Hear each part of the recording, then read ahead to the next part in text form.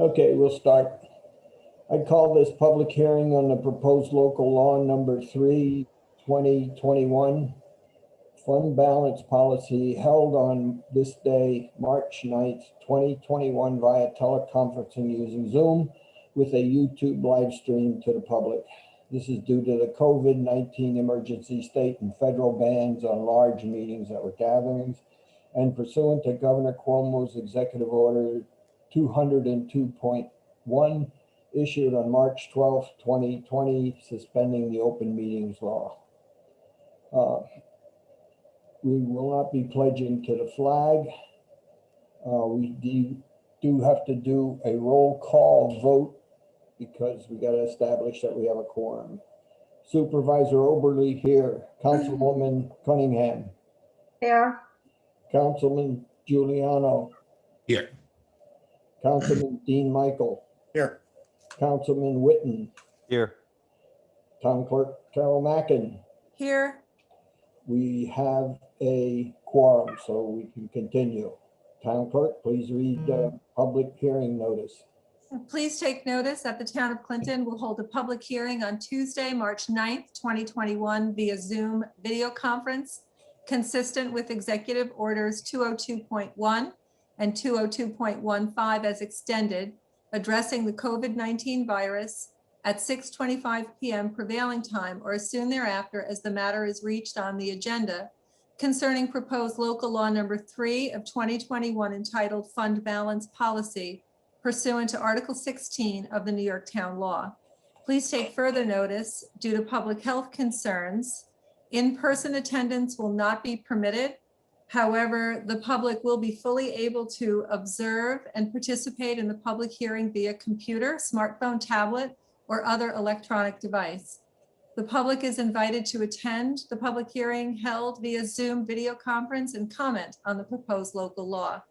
Members of the public who wish to comment will be able to do so by joining the meeting via Zoom, electronically, or by telephone.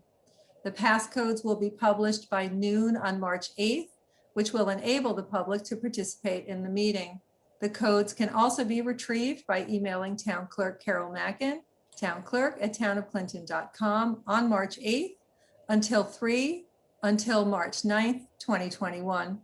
Comments for public hearing can also be submitted in advance by emailing the town clerk. The local law will take effect immediately upon filing with the Secretary of State. Complete copies of the proposed law are available at the town clerk's office and the townofclinton.com for inspection during regular business hours.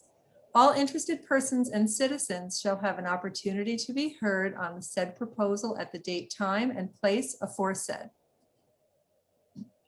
Okay, thank you. At this time, I'll open the floor to Zoom for comments and turn the meeting over to Councilman Witten, who is the author of this local law. So All right, comments, he'll handle them.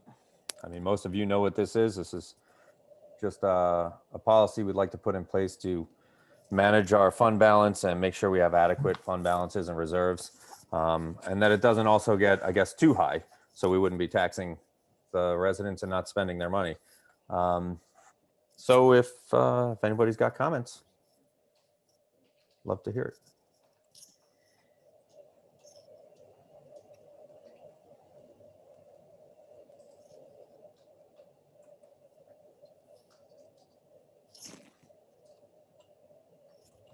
Is there anybody in the waiting room at all? No. No? No. Okay.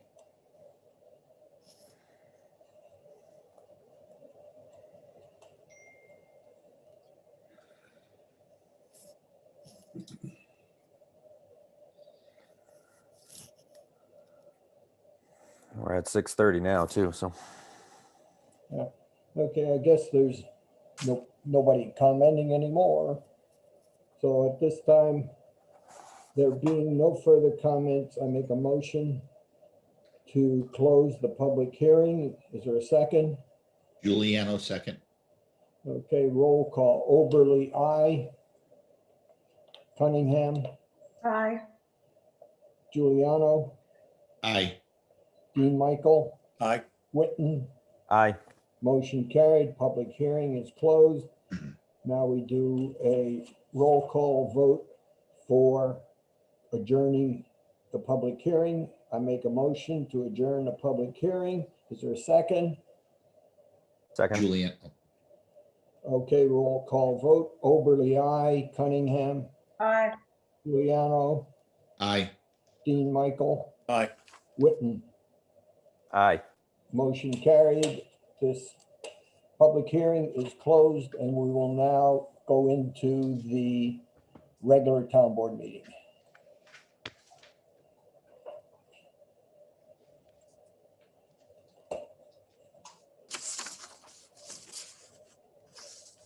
Okay, I'm opening up the regular town board meeting. This is the Clinton Town Board regular meeting was being held on March 9th, 2021 via teleconferencing using Zoom with a YouTube live stream to the public. This is due to the COVID-19 emergency state and federal bans on large meetings or gatherings and pursuant to Governor Cuomo's Executive Order 202.1 issued on March 12th, 2020, suspending the open meetings law.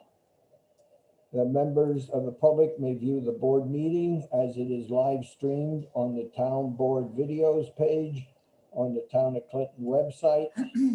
There is no public participation at this meeting.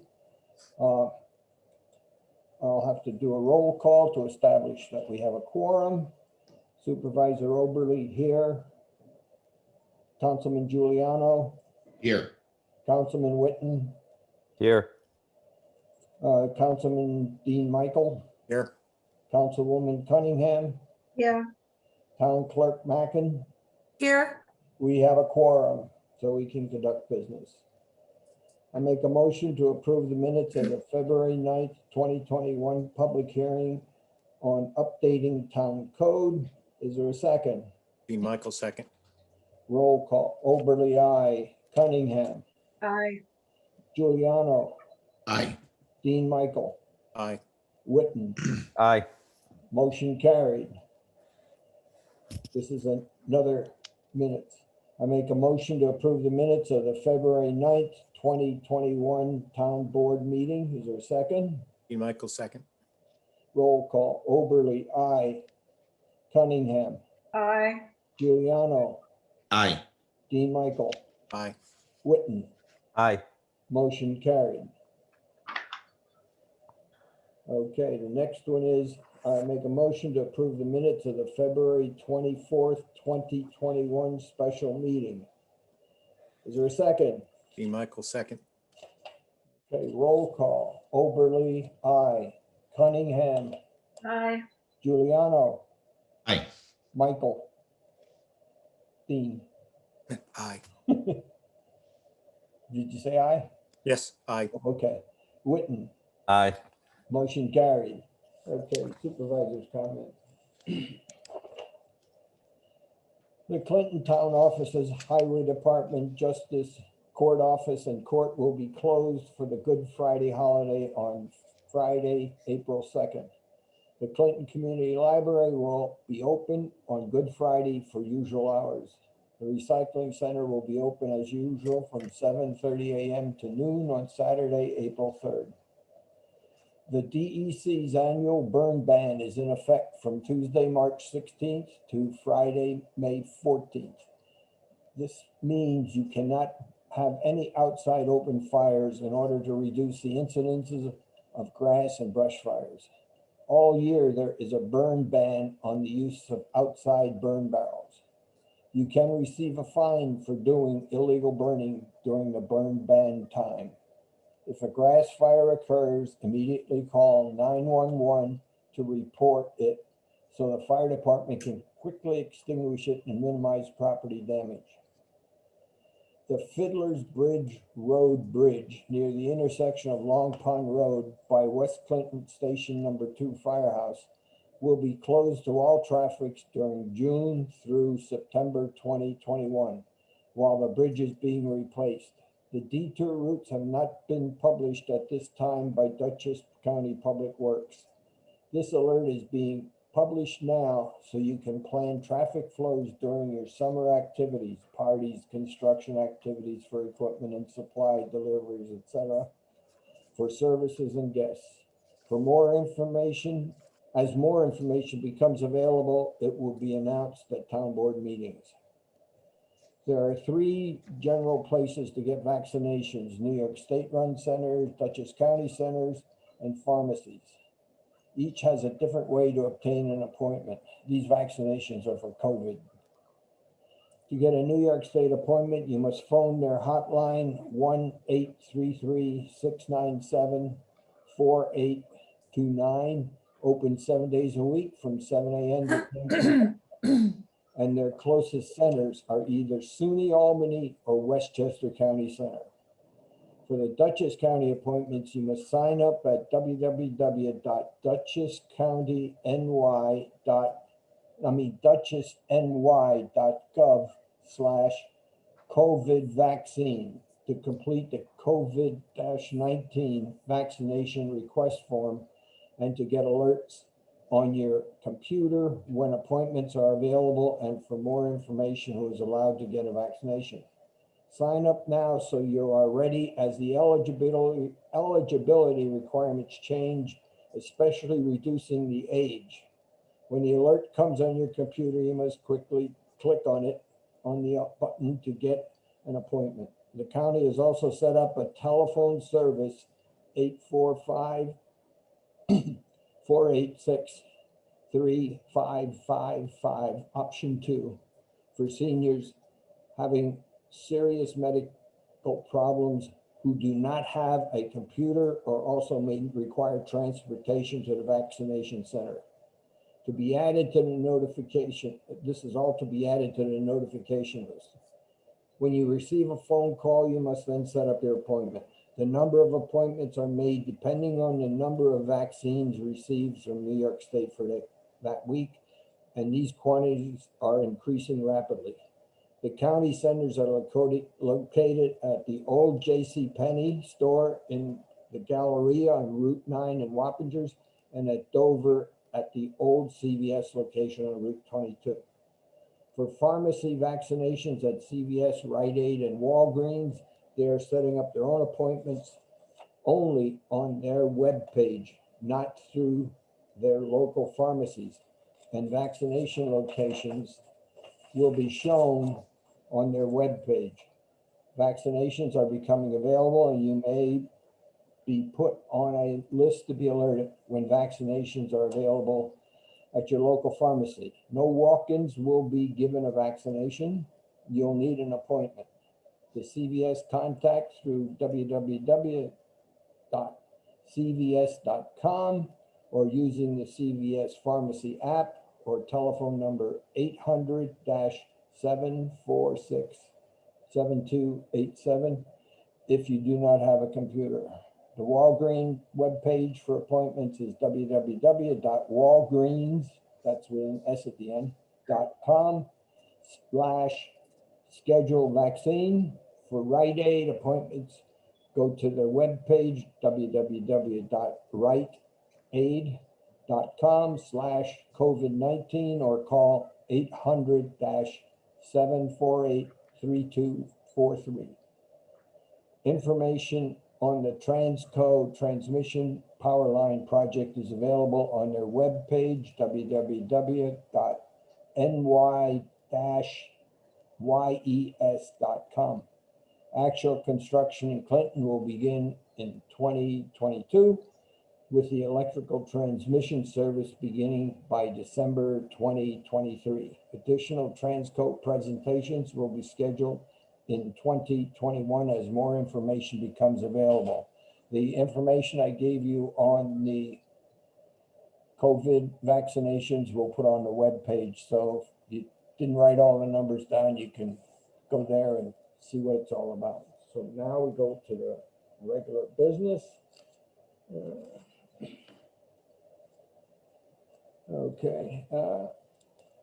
Reports, Nancy, did you want to say something? Yes, as the COVID restrictions start to ease up a little bit, we've made a decision that we will open all the parks in the town. That's Landmark Park, Friends Park, and the park over by the town complex. We are looking to open on April 15th. And normally we close the parks around October 31st. However, we have in the past few years left them open if weather permits. We will be having a summer program for the young children. How we structure that will be dependent on the kind of enrollment we get. We are currently looking to hire gate guards, lifeguards, and staff for the program. So if anyone is interested in any of those, they can, everything will be on the website as to what to do. Right now we have some limited numbers of information on the website, but within the next week, we'll have post dates for the summer programs, etc. And I know a lot of people are interested in the pavilion. We will have pavilion open for use as well. The occupancy will depend on where we are with the COVID opening numbers, but we'll communicate that as we can. Okay. Thank you. I'm sure a lot of parents will be happy who have kids. Give them something to do this summer. Right, right, exactly. Okay, at this time, Jewel will be giving us a presentation on the programs that we have with them so everybody knows what's going on. So Jeff, start up the presentation. Great, thank you so much. And yeah, this is Jeff Domansky, and thank you so much for having me here. I'm trying to start my video. I'm going to share a screen if you don't mind. Yep, no problem. Great. Okay, start to the beginning here. Okay, is that sufficiently visible for everyone? Yeah, it looks good to me. Yep, looks good. All right, great. Thank you so much. Again, I'm Jeff Domansky, and I am the Executive Director of Hudson Valley Energy, which is a nonprofit program that is the program manager chosen by Jewel Community Power, who is the administrator for the Community Choice Aggregation Program that Clinton chose to join beginning of 2020. And this is a progress report that we decided would be very useful to share in terms of some statistics on how the program has done and through the end of 2020. And I'll talk about the agenda that we talked about, but this is, I'm just going to do a brief presentation tonight. Hopefully keep it to not much more than 10 minutes, sort of just an overview of the presentation that we gave and did record. And there is, if you look underneath the box, underneath the title of Hudson Valley Community Power 2020 Progress Update, I do have a link here. And I did share this in an email back on February 10th to the link for the recording of the presentation, which is just over an hour long. So there's good detail on about 24 slides of data. And so that is available at any time. And I'm happy to schedule another meeting for a detailed dive for the board and or community members going forward. As you guys know, I definitely enjoy talking about the program. So we'll take every opportunity. But this is jumping forward, and our contact information is on here. But jumping forward, this was the agenda of items that we spoke to in that recorded presentation. We didn't assume anyone knew what the program was. This buying club that the town has created in partnership with other communities on behalf of their residents for electricity supply, with the idea of promoting renewable sources coming onto the New York grid in a way that was very cost effective for the community members. So we do a highlight overview, and I will speak to that in a moment about the overview of the program and speak to some of the highlights. And then the second agenda item that we speak to is a partner communities update. Just reflecting on who the other members of this partnership are, of the Hudson Valley Community Power Partnership, but also reflecting on the other aggregations that Jewel is doing around the state, just for some contextual understanding about the amount of work that's been happening, which is very exciting. including the other aggregation that we launched in the fall of 2020 in the Hudson Valley in Rockland County. So there's detail on those communities that are part of this, and some reference to the new communities that we are working with right now to join this partnership as we approach the renewal time, which this 2-year contract that the Hudson Valley Community Power Program established ends at the end of June of 2021. So we're in the last quarter of that 2-year agreement. And as you might recall for the process, the program can't just be extended. We repeat the process and do so in a way that can be seamless for the partner communities that want to continue to offer this program for their community members, such that there can be a seamless transition to a new contract with a new rate that we obtain through the process that I'll talk about briefly for the community members. So that's another good reason why we're speaking to some of the logistics within the presentation. So after the talking about the logistics of the new community members and that second bullet, we do talk in some detail, and I'll provide an overview tonight of the program performance, just highlighting, kind of like not going into deep, but showing you what's there, and happy to answer questions about it. And then what I will talk about in terms of the overview of the program is an evolution in what has been an opportunity on community solar, which Clinton is very familiar with, since you were a wonderful active partner in doing outreach to encourage people to take advantage of community solar. But there is some very interesting and exciting development of what's happened at the state level and in Central Hudson and by Central Hudson that is changing an opportunity associated with community solar.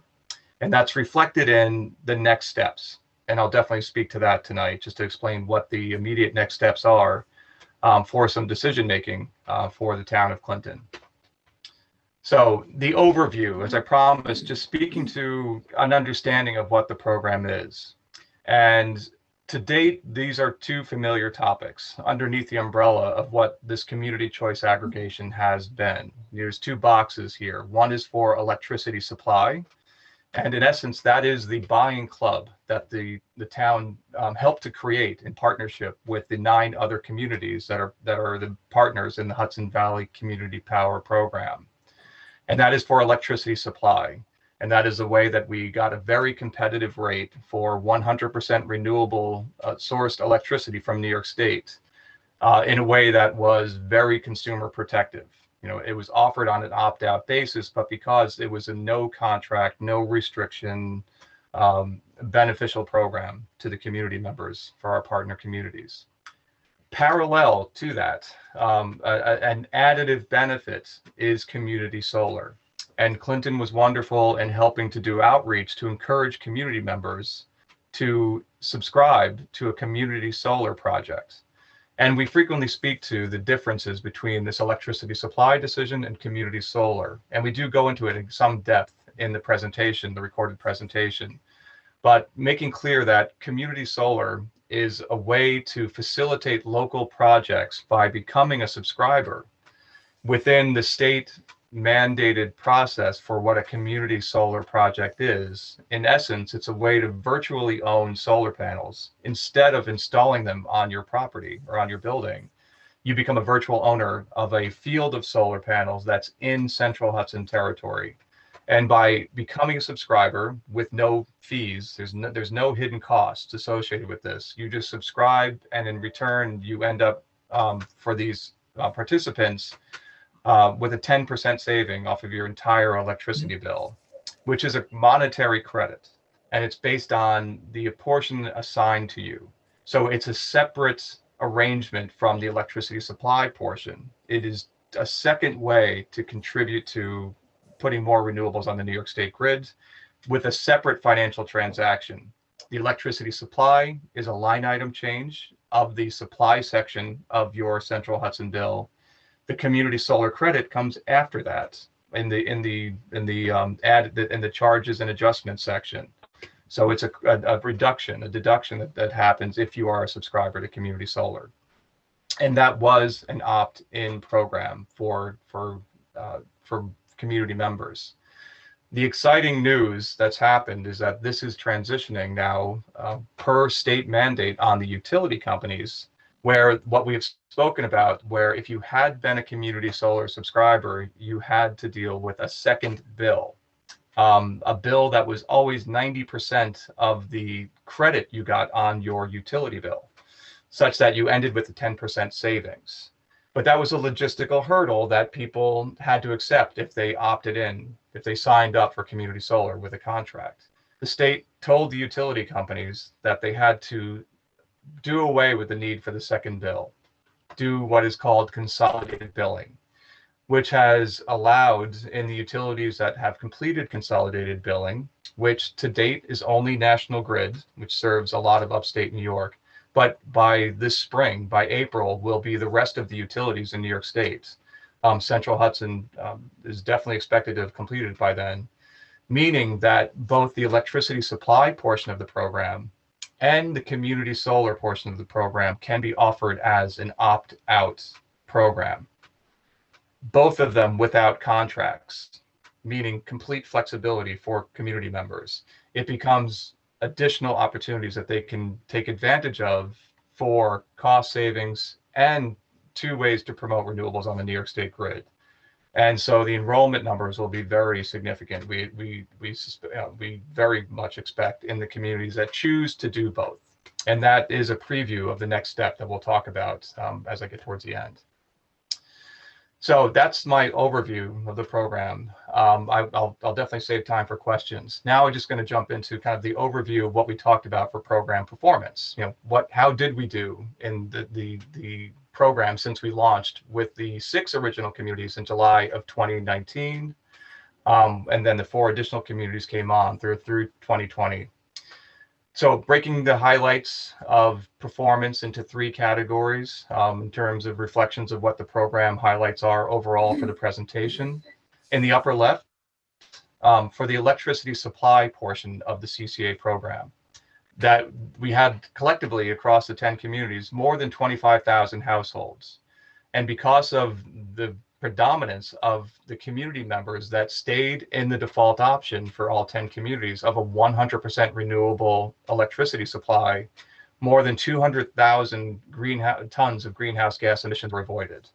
So very significant impacts. And then the double asterisks indicate that in the reporting that was done by the supplier we selected, that was hydropower from New York State, which is a mix that will change as the programs go forward. There are solar and wind power projects that are in development that will feed CCA programs so that it won't just be hydropower in the years ahead. The pandemic did have an impact, unfortunately, on the cost benefits of our program, such that because of the difference between our fixed rates and what had been the dipping rates after the pandemic hit, the utility rates, our estimate for the program participants was about a $5.50 per household per month. So each household on a monthly basis paid about $5.50 more for the 100% renewable product versus what they would have paid if they stayed with Central Hudson for the non-renewable rate. So there was an impact, but a relatively minor impact. But that is important to note that is, in terms of sourcing, an apples to oranges comparison. The additional benefit that we've talked about from the program is that through this buying club for renewables, you need to do an apples to apples comparison as well for what people would have paid for a comparable 100% renewable product, and by which case there was significant savings. Our rate was often 30% on average less than what people would have paid for a private product. There was extensive engagement with the customers. There's a lot of moving parts, and I do apologize. There's a lot I'm throwing at you tonight. But what I loved about the program, obviously from my perspective and being the outreach and education person, was to do outreach and education in the communities throughout the life of our program to date and going forward. And we logged there were more than 7,000 customer interactions across our 10 communities through the end of 2020. Within the CCA umbrella on community solar, what had been an opt-in program, we had about 843 households that chose to opt in across our 10 communities, each of them saving 10% on their total electric charges.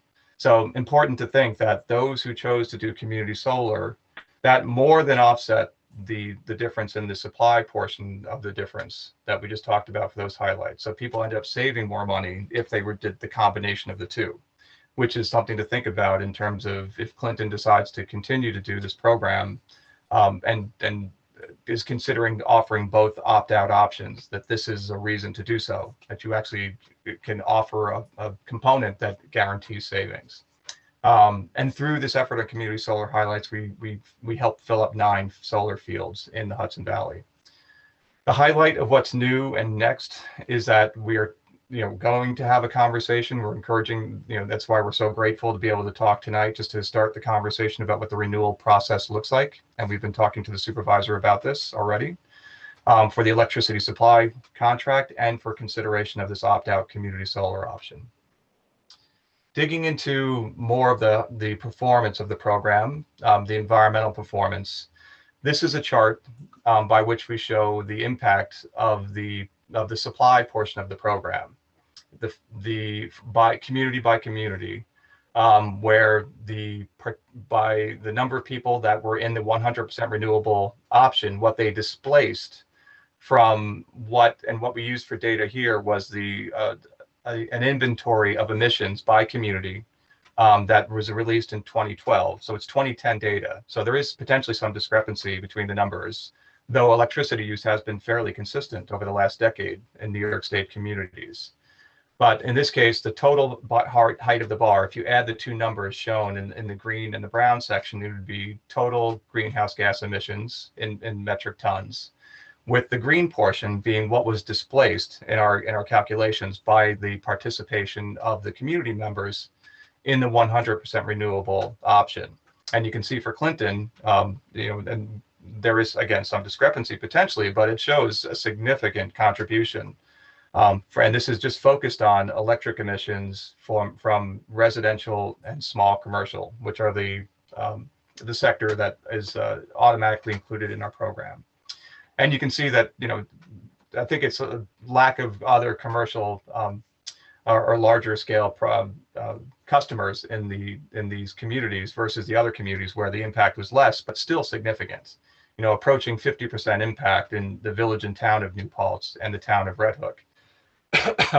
This was an additional slide that's not in the recording, but I did share these slides with the town, so you have this for your records. This slide, what for the other 6 communities, was included and shows a similar story. Approaching 50% impact on total greenhouse gas emissions from the residential electric and small commercial electric consumption in these communities.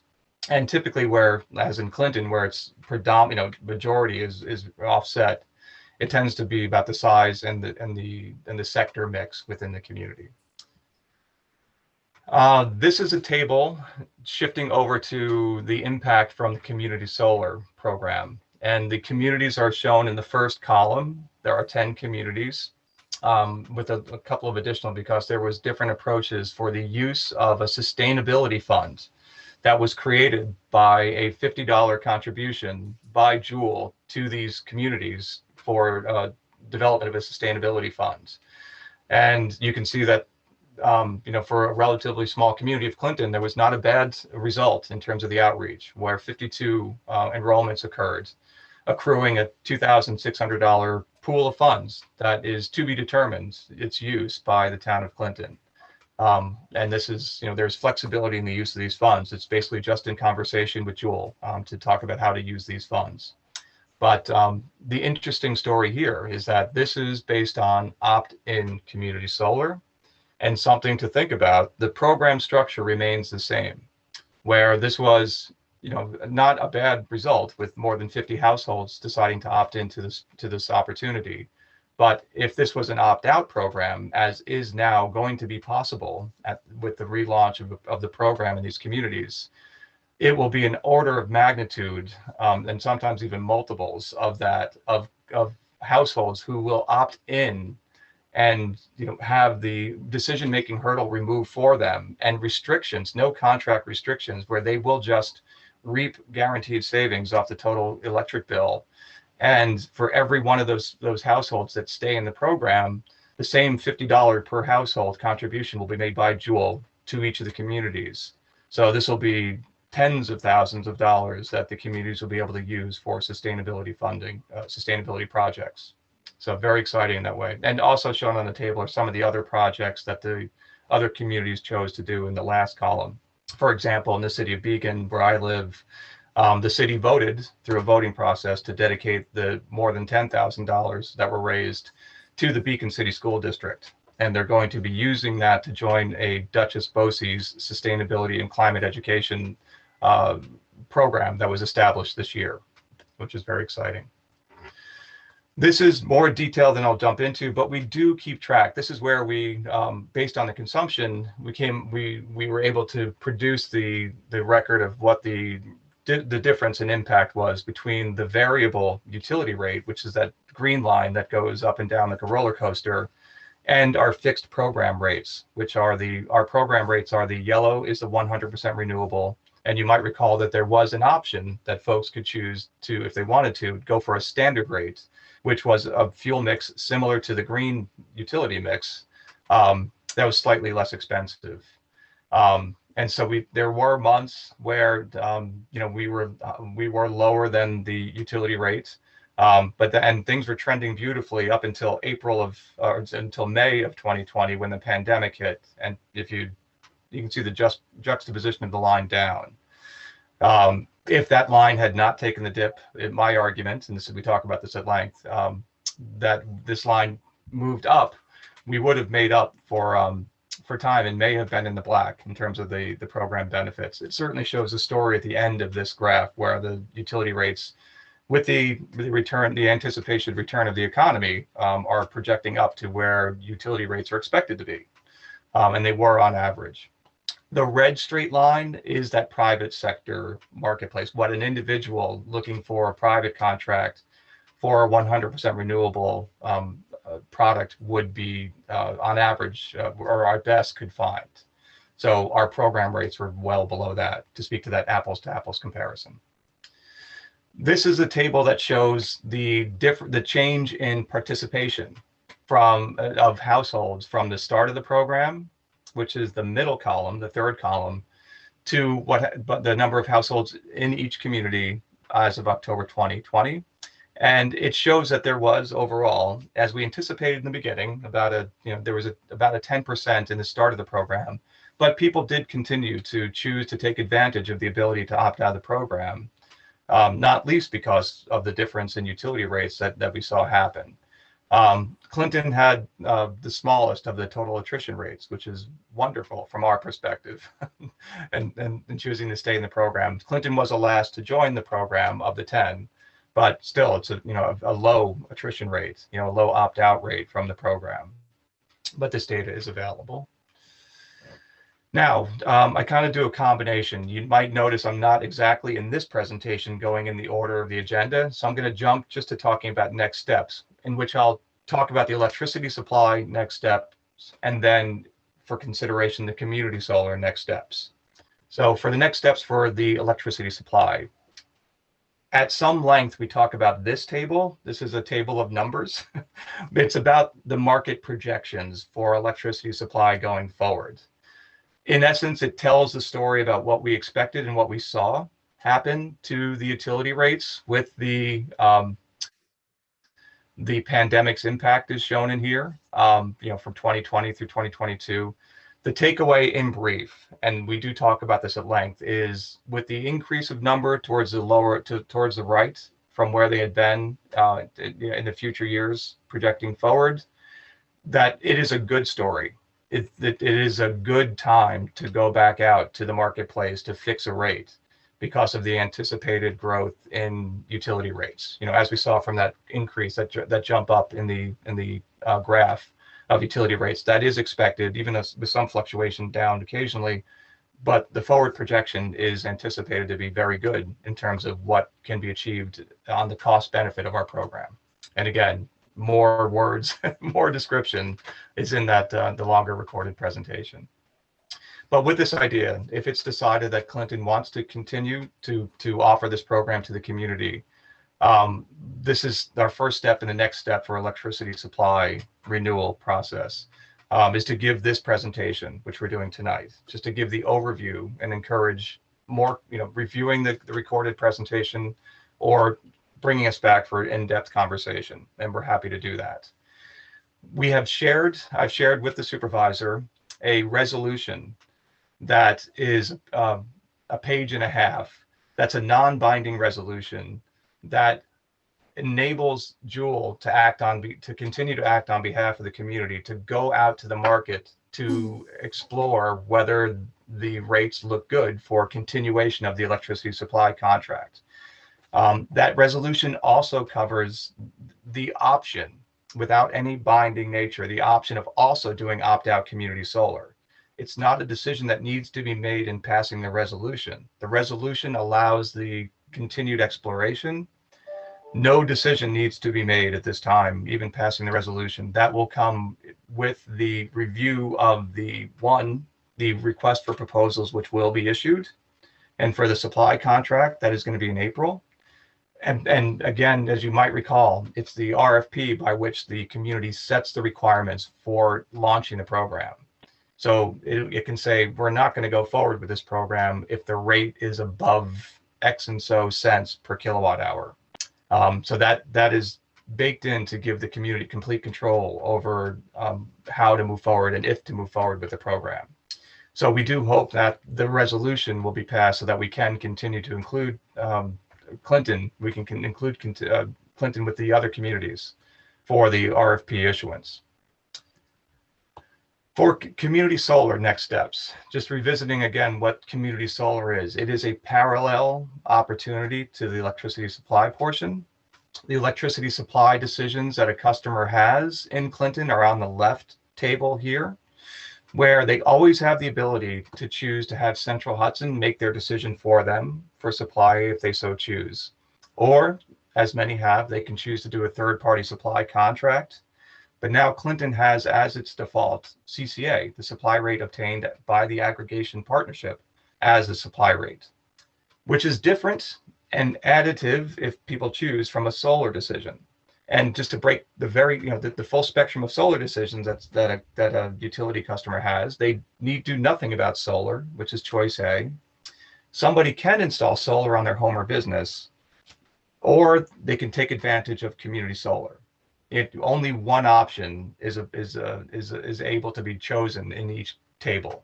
So you can have solar on your home and do community solar, but community solar is there for the majority of the population that has not installed a solar system on their property. So just to define what it's about. And as we spoke about, as I described, this describes what the new opportunity is. The ability to do community choice solar under the CCA umbrella, which is, again, using the municipality's ability to vet opportunities and offer to their residents a no contract option for subscribing to community solar. Without the contract, as you can imagine, there's no restrictions on time to be part of this, and there's no fees in this requirement. So that is kind of the beautiful, new, and exciting opportunity that can be explored. It is the same benefits of being a subscriber on an individual basis, which remains an opportunity for everyone. This is not the exclusive necessity. It's just an option. Jeff, this is Yes, right. question. Not a question. You're getting long for about 10 minutes. If you watch I'm the- done. Yeah, I'm done right now, actually. Is there a question though too, Ray, or is it just a time? I just timed. It's the same resolution that we talked about is included in the one non-binding resolution. And then there will be a separate RFP for the community solar options to see what supply is available for the community. And one last component of this, while community members who are in bill pay assistance programs, such as the HEAP program, the Home Energy Assistance Program, were not included in CCA, they can be automatically included in community solar under CCA in the opt-out program, which is wonderful because they're the ones who stand to save the most with guaranteed savings through the program. So that is the overview that we wanted to provide. I already did talk about the partner communities, but that's the gist of overview of the presentation. But happy to take questions. So thank you for that time. Yeah, any board member have a question? Yeah, Okay. sure. I have a question. My name is Dean Michael, Oh, Council. okay. So just so clarify for anybody that's listening, is that in your documents, well, in one thing that you said versus what the document says is you're saying that they had a 10% guarantee. The document says up to 10%, but then you were reflecting that it was actually costing $5 more. So how does that guarantee work if it's not really, if it costs people more? There's the two side-by-side opportunities. There's this, oh, I'm sorry, was that the end of your, is that Yes. the end of your question? Yes. Okay, I'm sorry. The video was lagging, so I wasn't sure if I was talking over you. There's the two parallel programs. One is CCA for electricity supply, the fixed rate, which is not a guarantee because, as we saw with that chart with the utility rates, the one risk there is that the utility rates could be lower than our fixed rates. We didn't expect them to be, but the pandemic resulted in that happening. Community solar, that monetary credit program, it's nothing to do with rates. It's a monetary credit based on how much your assigned portion of a solar field generates, converted to a monetary credit. And you are always guaranteed to get that monetary credit. So the community solar component is the guaranteed portion. The electricity supply portion, that's the one where there is not a guarantee, where there's a risk. Right, but you, in that one graph where you had the two lines with the two different programs, and then you had the ESCO on the top, and then you had the Central Hudson, which was the wavy up and down line. You could see Right. that it was for the most part, it was above the Central Hudson line for the most of that term. There was a couple of peaks where it went above, but for the most part, it looked like the dip was actually lower going with Central Hudson. No, that's right. And that's why the $5.50 calculated per month difference that we talked about, because it was predominantly, our rate was above Central Hudson's rate, which to say, to make the qualification again, we saw from the trends, there are seasonal dips, but had the pandemic impact on the economy not happened, that would not have been the case. Hey, Jeff, this is Chris Giuliano, board member. Yes, Chris. Is there any towns that you look at that are planning on opting into this, like new towns? And is there any towns that are, or communities that are potentially looking not to renew it at this point? Oh, lost you there, Jeff.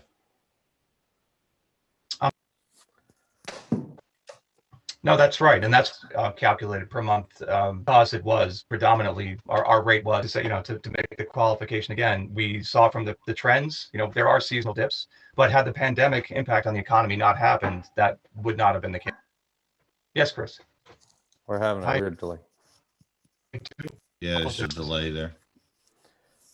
Yeah, Could anyone else repeat the question for me? Clear.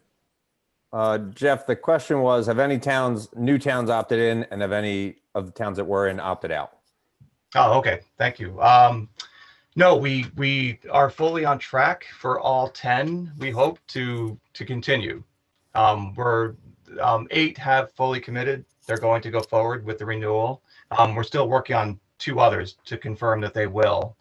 And currently 3 other communities are going to join. The town of Saugerties, the town of Rhinebeck, and the town of Gardner, which is in Ulster County.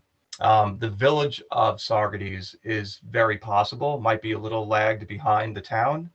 And there's a couple of others, but those should be at least 3, possibly 5 additional. Thank you.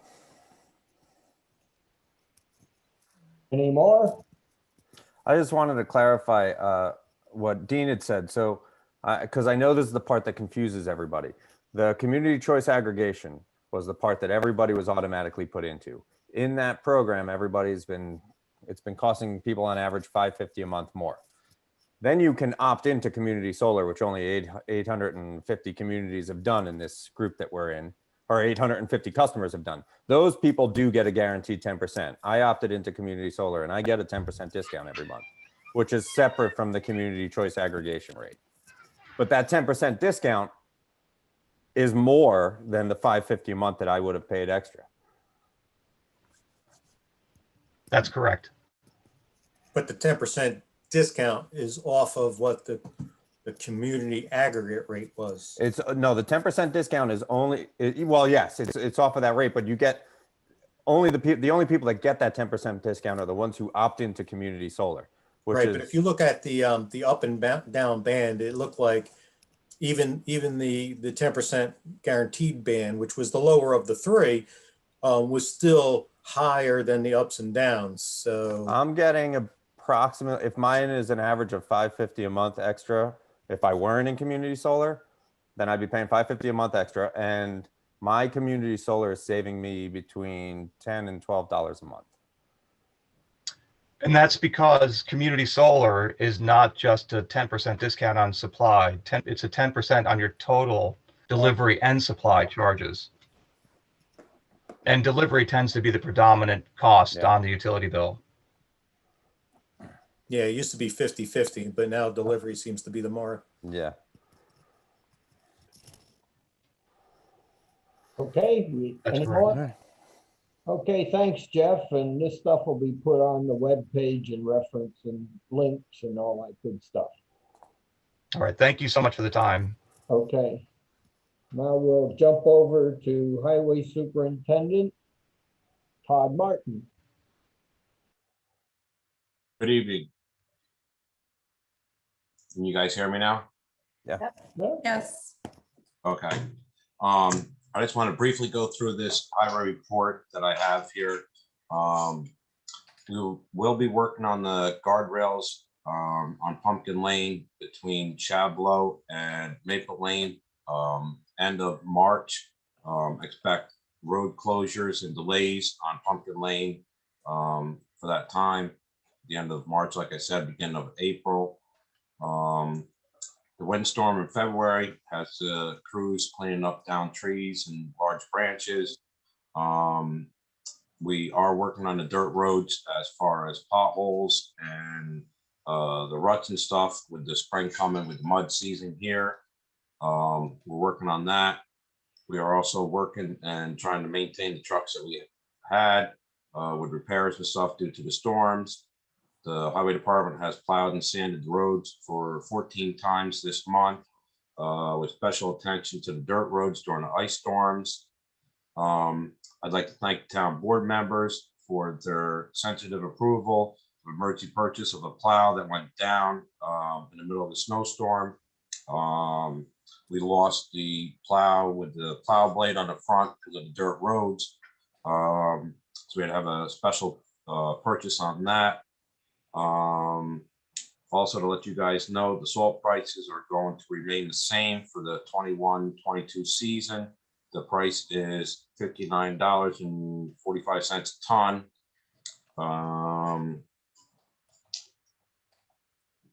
The other thing I have is there is surplus trucks and equipment that I have for the highway department that I'm seeking approval tonight for surplus through Auction International out of Pleasant Valley. You guys have a list of that also. If you guys weren't aware, Pleasant Valley Highway Department was closed due to COVID for 2 weeks. The highway superintendent and the whole crew was down because of COVID for 14 days. The town of Clinton picked up their northern roads for them. Dutchess County DPW picked up the inner roads for the town of Pleasant Valley. When I did the calculations of the trucks, our trucks, man hours, time, material, and everything else, it came out to be about $18,000 and change. We made up the difference in salt to fill our salt shed up. So instead of seeking monetary money, I asked for salt from the town of Pleasant Valley and their town supervisor which they obliged. They gave us more than what I was asking for reimbursement for plowing, sanding, and taking care of their roads while those guys were down for the 2 weeks because of coronavirus.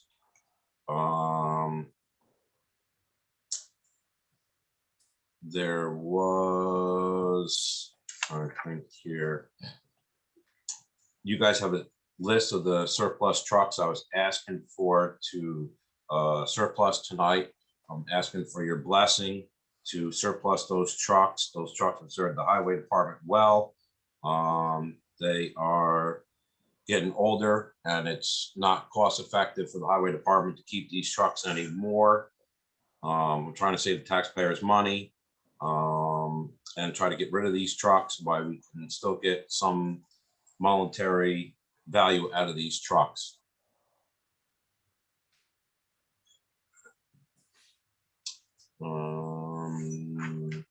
I don't know if you guys want to go through those trucks or have any questions on those to be approved tonight for surplus. So Todd, I heard that you have some trucks still out of service now? I have one truck out of service with the this coronavirus is affecting us all the way down to the highway department. It's hard to get parts, plow blades, auger chains, and starters, alternators, and stuff like that. I have one truck down. When I came in tonight for this meeting, the starter was in for the last truck. So hopefully by tomorrow, if not by Thursday, I will have my last truck up and running. So we will be up to 100%. Well, I guess where I'm getting to is it wouldn't be worth keeping anything as like a backup. I do have 2 trucks that I want to keep as backup, but the surplus trucks that I'm asking for a blessing tonight, they've outlived their time. I mean, I just can't keep throwing good money after bad money with the value of these trucks, what it's worth. No, I agree, but I heard that there was 3 or 4 trucks that were out of commission, and certainly going into a storm to have nothing for backup, it would be very concerning to me. And if we're only going to get like $6,000 or $6,500 on a truck, I mean, we'd almost be better off keeping it as a reserve. But if you have a reserve, then okay. Yes. I mean, that's why I wanted to clarify. We were down 2 big trucks and a 1-ton dump truck, even helping out Pleasant Valley. And I apologize to our residents of the town. There was a delay in our service for about an hour to an hour and a half while we picked up the town of Pleasant Valley. But as of hopefully by Thursday, our last truck will be up and running. And the trucks I'm asking to surplus tonight are it's just, I have 2 backup trucks right now, big trucks that are up and running right now as backups. But the trucks I'm asking for you guys' blessing tonight are, it's not feasible for us to keep throwing good money after bad money, after these trucks. They're just not worth it to the town. We're better off surplusing these trucks and getting them off of our inventory. Yeah, one of the things that Todd, myself, and Michael have sat down and spoke about the feasibility of putting money into these trucks, team. We're just at the point where it's not worth it. It really isn't. You'll put more money into what it's going to be worth at this point. But Todd's in pretty good shape. I mean, he's got everything kind of, if it wasn't so much the parts, I think this year getting parts, I think that's been our biggest issue on there, but where we're at. Okay, you done? The only other thing I think you guys are going to bring up later on, or hopefully Chris or Mike's going to chime in on, is I'm asking for approval tonight to take Wyatt Kelly from the highway seasonal temporary position and move him into the labor position full-time that's in the budget. That's 40 hours a week. That's in the union with full benefits and stuff like that. I'm also looking for, I have one seasonal rec person tonight that hopefully either Chris or Mike Witten's going to bring up tonight for the rec and cemetery. I am looking for one more seasonal cemetery person for the summer. It's $14.50 an hour, 32 hours a week, and it's only seasonal. I believe it's 25 hours a week. That's in the budget right now. That's the only position I have open for the spring, summer, fall season.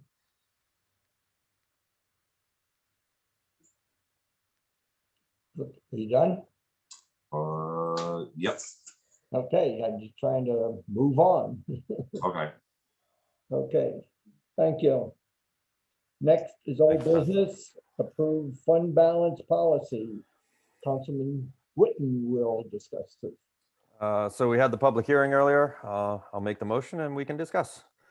I make a motion to approve the following resolution. Be it resolved that the town board approves resolution number 17 of 2021, adopting local law number 3 of 2021 entitled Fund Balance Policy, a copy of which is attached and made a part of this resolution, and that the town clerk be directed to enter this local law into the minutes of this meeting and give due notice of the adoption of this local law to the Secretary of the State of New York. Giuliano second. Okay, discussion. Yeah. We have discussion, I do, but Yeah. let somebody else talk. Okay, the discussion item is very simple. Yeah. It's the same item that I mentioned last month at the board meeting, in which I asked that the one-time expenditures be deleted. It was not. Oh, there was another part of that sentence that was deleted. So I apologize if I misunderstood. You know, It does. The one issue I do have with that comment, though, that I'd like to say is that it doesn't say that we must do it. It says that the use should be appropriated to one-time expenditures. It doesn't say it must be. you're really talking semantics, and you're going to find it's going to be a problem. Now, if you're happy with it the way it is, I don't care. You're going to have to live with it, the new board. So just be careful what you wish for, because it could be your problem. Okay. So if you choose to not accept my change, fine. I know you'll outvote me anyways. So, Ray, Any just discussion? clarify or expand upon what your concern is. My concern is the way it's written, and I said this last month, that the likelihood you could take any surplus money beyond the threshold, whatever that number comes out to be, cannot be used for tax reduction. You don't want to reduce taxes, fine. Put it in reserve funds, put it in other one-shot things, fine. Buy more trucks, I don't care. You're not going to reduce taxes, so enjoy yourself, is all I can say. Well, if that's the case, then I'm kind of concerned with that too, because in this year's budget, we used a lot of the fund balance to Keep buy tax- down the taxes. If not, our taxes would have almost doubled. Yeah, so, I mean, I just make a criticism. I said it twice. No, I agree with it. I just wanted you to clarify it. Guys, So- do. So can we so we just got to change the wording on that? Is that all we got to do? Kind of. That's what I thought we did before. Yeah, I'm sorry. I thought I did too. I'll be honest. I'm trying to find the exact wording from last month that I changed from an older version. So if I'm not looking at the screen, it's Ray, do you have it right there? The piece that the section where your concern is?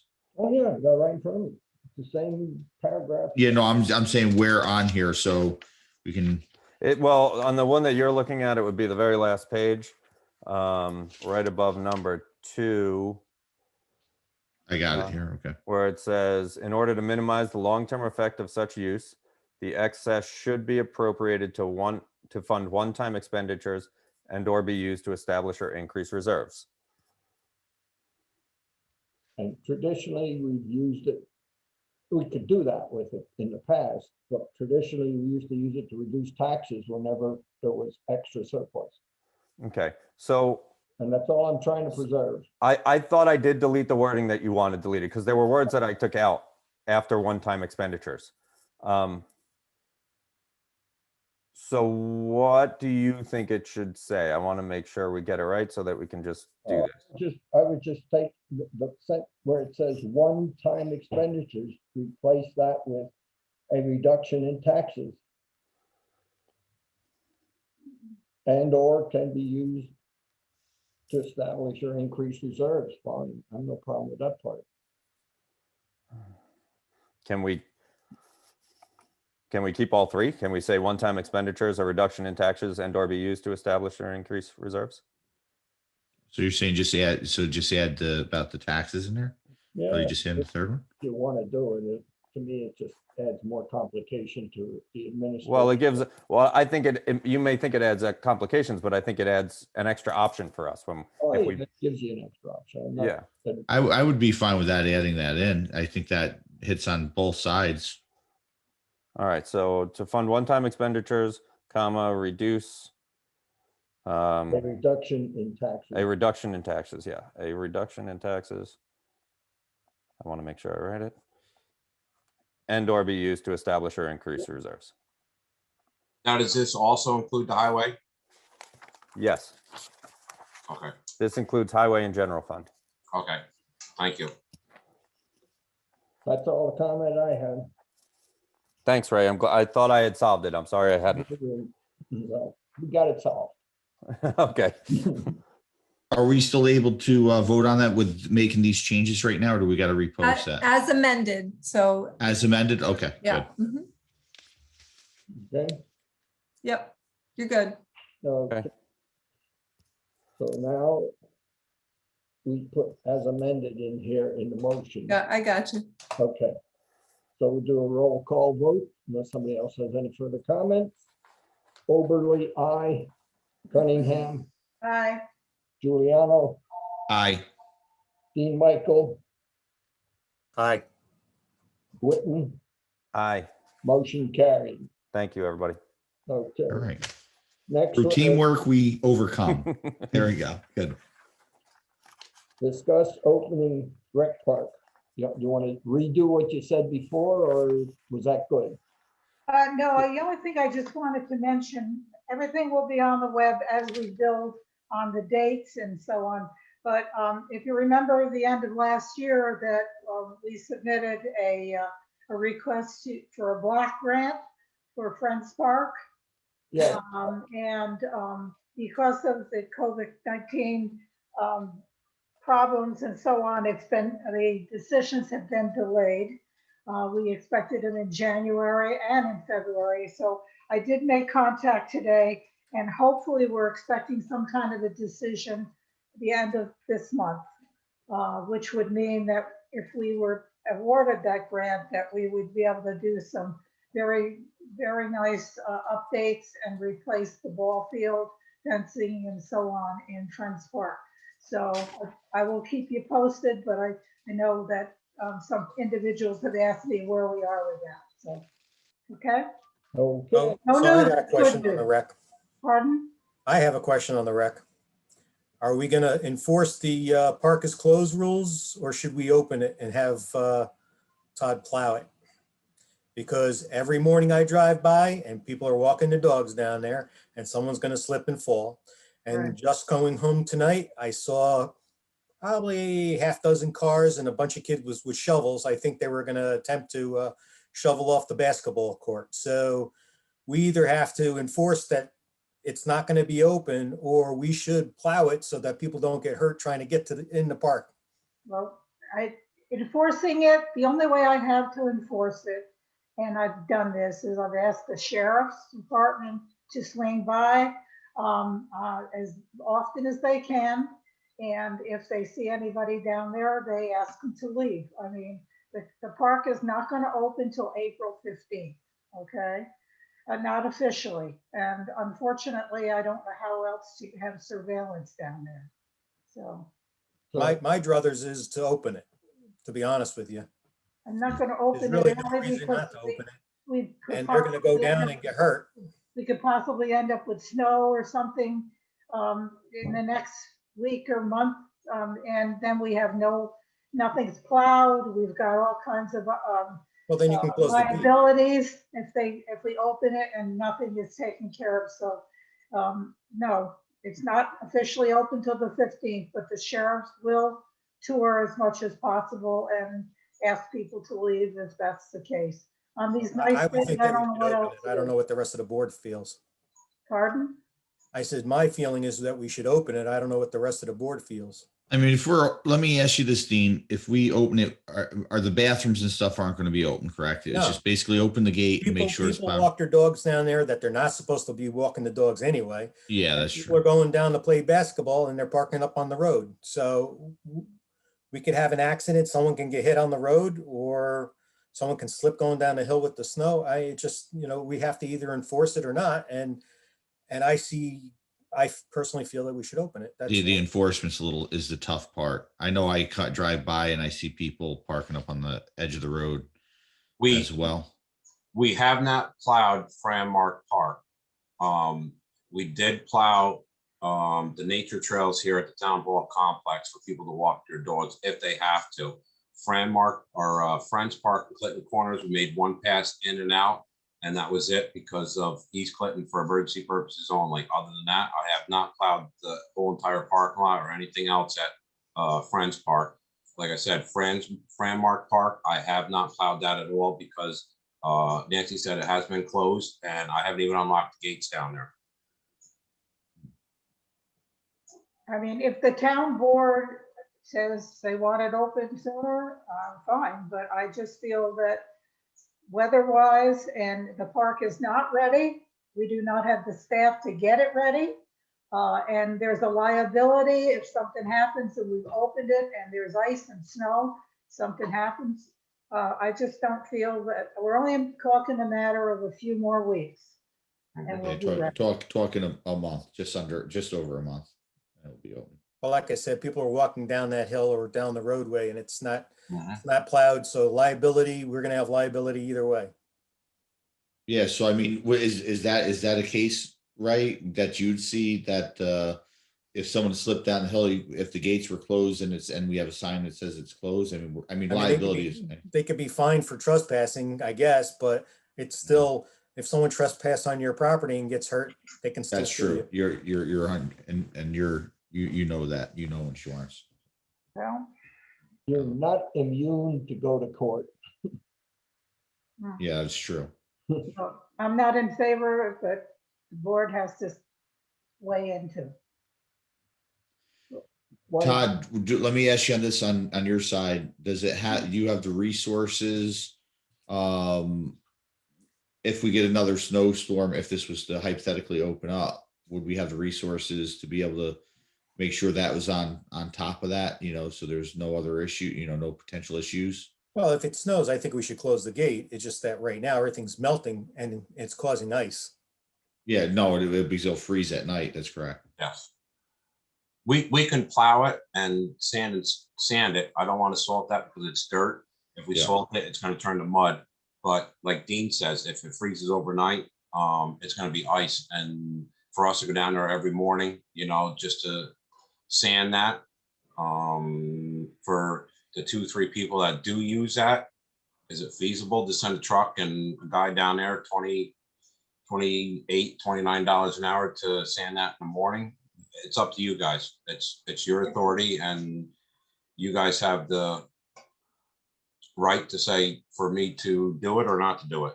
So I'm going to throw it in your laps and ask you guys. If you guys want me to do it, I will do it.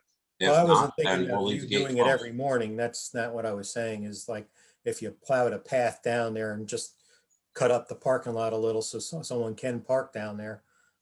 Well, It's if not the like we need park- 50 cars, but a couple, half dozen car Mhm. parking. And then just Parking lot the way is it icy, then the court is gonna be icy, okay? And I feel that for the matter of a few weeks we're talking about, I know we're having a couple of nice days, but that doesn't mean that's gonna last. And I just feel to protect the town from liabilities. If they go in there and we're not open, it's a different story. So, What about opening on April 1st instead of April 15th? It gets us closer to nicer weather. again, it's weather dependent, Yeah. You know, if the weather's great, April 1st is fine. I mean, my guess is, I mean, even We last won't have year, any staff down there yet Yeah. because we haven't hired anybody yet. Yeah. Okay. I mean, I think it's supposed to be almost 70 on Friday. Yeah, I know. Yeah. But then it could Oh. be a blizzard next Wednesday. Yeah. Yeah, next week is supposed to be down in the 40s. So what does the board want to do? I'm in favor of keeping it closed. Yeah, I am too. Okay. Okay. I mean, maybe I would say maybe April 1st, maybe move it a little bit sooner, but I would say weather dependent maybe at this point.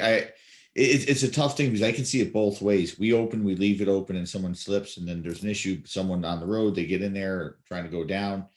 Well, I don't just the know. kids parking on top of the road and Oh, they I know listen, I've seen that pretty night when fast they're, going by there. yeah, They it's shouldn't dangerous. be there. Okay, they shouldn't be there. Well, So they are.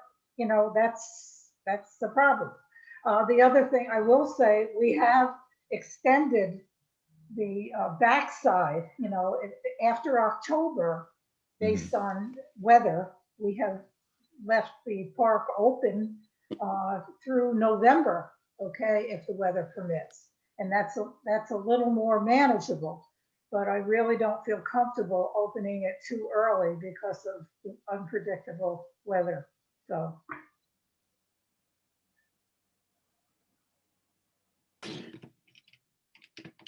You want to vote on this thing or just? Well, it seems like it was 3-2 no matter what. So I leave it guess we alone? don't need to. Okay, I'm just trying to move on. okay, Okay, right. next one is a tax cert. Dean Michael, I wasn't in on too much of the details on this, but I make a motion that the town board approve the following resolution be resolved. Resolution number 18 of 2021, the town board of the town of Clinton hereby authorizes the attorney of the town of Clinton, Shane J. Egan Esquire, to enter into stipulation with the attorney of petitioner Alan B. Raplier Esquire, the terms of which are set forth in the attached stipulation 2019-52892, and hereby authorizes Shane Egan to sign the stipulation on behalf of the town of Clinton. is Is there there a a second? second? Giuliano second. Any further discussion? So just for, for everybody's, I mean, you can see it's in the packet, the property was originally assessed for 457,000. They're getting, or they reduced it to 265,000. So it's reducing the taxes by 192,000. So that's what the amount is. But, typically in these cases, when they've gone that far to make a settlement, it's kind of like out of our hands anyway. Unless we want to go to court. Yeah, which is more money. Right. So roll call vote then. Oberly, aye. Cunningham, aye. Giuliano, Chris? Aye. I'm sorry, I didn't know if you heard me. Dean Michael, Aye. Whitten, Aye. motion carried. Giuliano is going to talk about a highway credit card. Okay, so myself, Michael and Todd, we've been talking about having a discussion on allowing this highway superintendent have a credit card on here. Some of the things that we spoke about was given a limit of not to exceed of around $5,000, and each purchase not to exceed $1,000, which kind of goes in line with Todd's ability through our procurement process. The issue that's been coming up is on some of the parts and stuff as we need stuff, getting stuff from our normal vendors, and we got to go outside our vendors. Sometimes it's a $5 part, $10 part, or whatever. It just makes it easier for Todd to facilitate getting these parts that are needed, and it'd be based off of the highway funds rather than using our regular cards or our regular card, I should say, that we have. That kind of comes out of our regular accounts, not the highway accounts. Anyone have any comments or anything that they want to add into that? Or Yeah. ideas? Did you make the motion? Or Oh, I didn't make the here, I'll make the motion. On it. I'd like to make a motion to approve the following resolution. Be it resolved that the town board approves authorizing an M&T Visa credit card in the name of the highway superintendent, Todd Martin, to use where there is no other reasonable or convenient form of payment due to the timing, vendor location, policies of the vendor, and where the town makes regular periodic payments as a subscriber for services with a card limit not to exceed $5,000 and an individual purchase limit to not to exceed 1,000. is there a second? Second. Any discussion now? So question would be, what kind of purchases will we need a credit card that we couldn't do like a net 30 bill me? So sometimes, like we've been running into a few events where we don't have typical vendors that we'd use. We'd have to go outside the scope for some parts or whatever else to do that. As of now, from speaking to Todd, there are several other highway superintendents that the towns have issued a card with similar backing with a limit of around 5,000 to 1,000.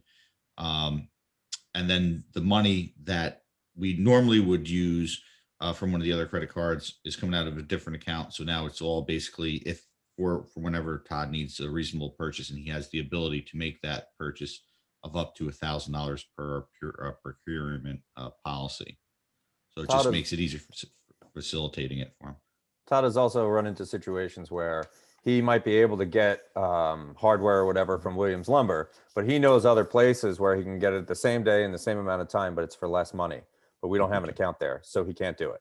Yeah. And so he could be saving the highway fund money if he had more options to buy things.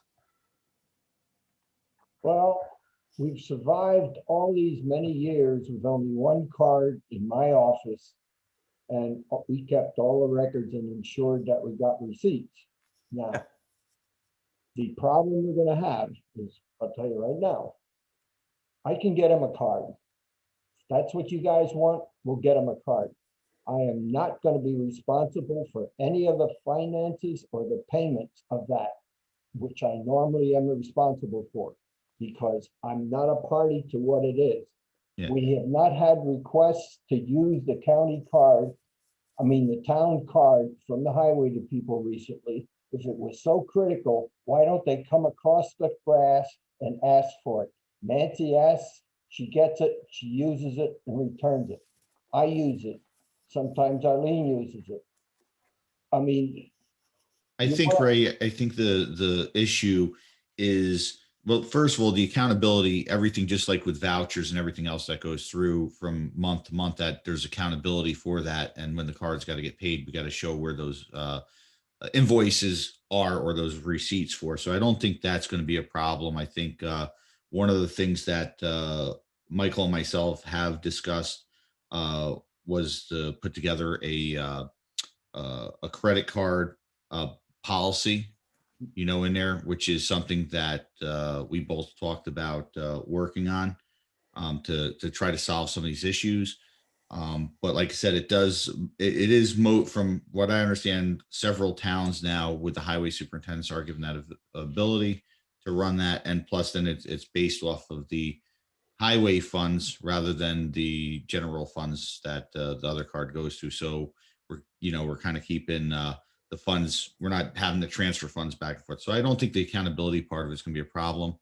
I think as long as we can reasonably within by maybe the next meeting is to put some sort of policy that would be on all the cards and meaning two cards that we have some sort of credit card policy, which would not be a bad thing to have.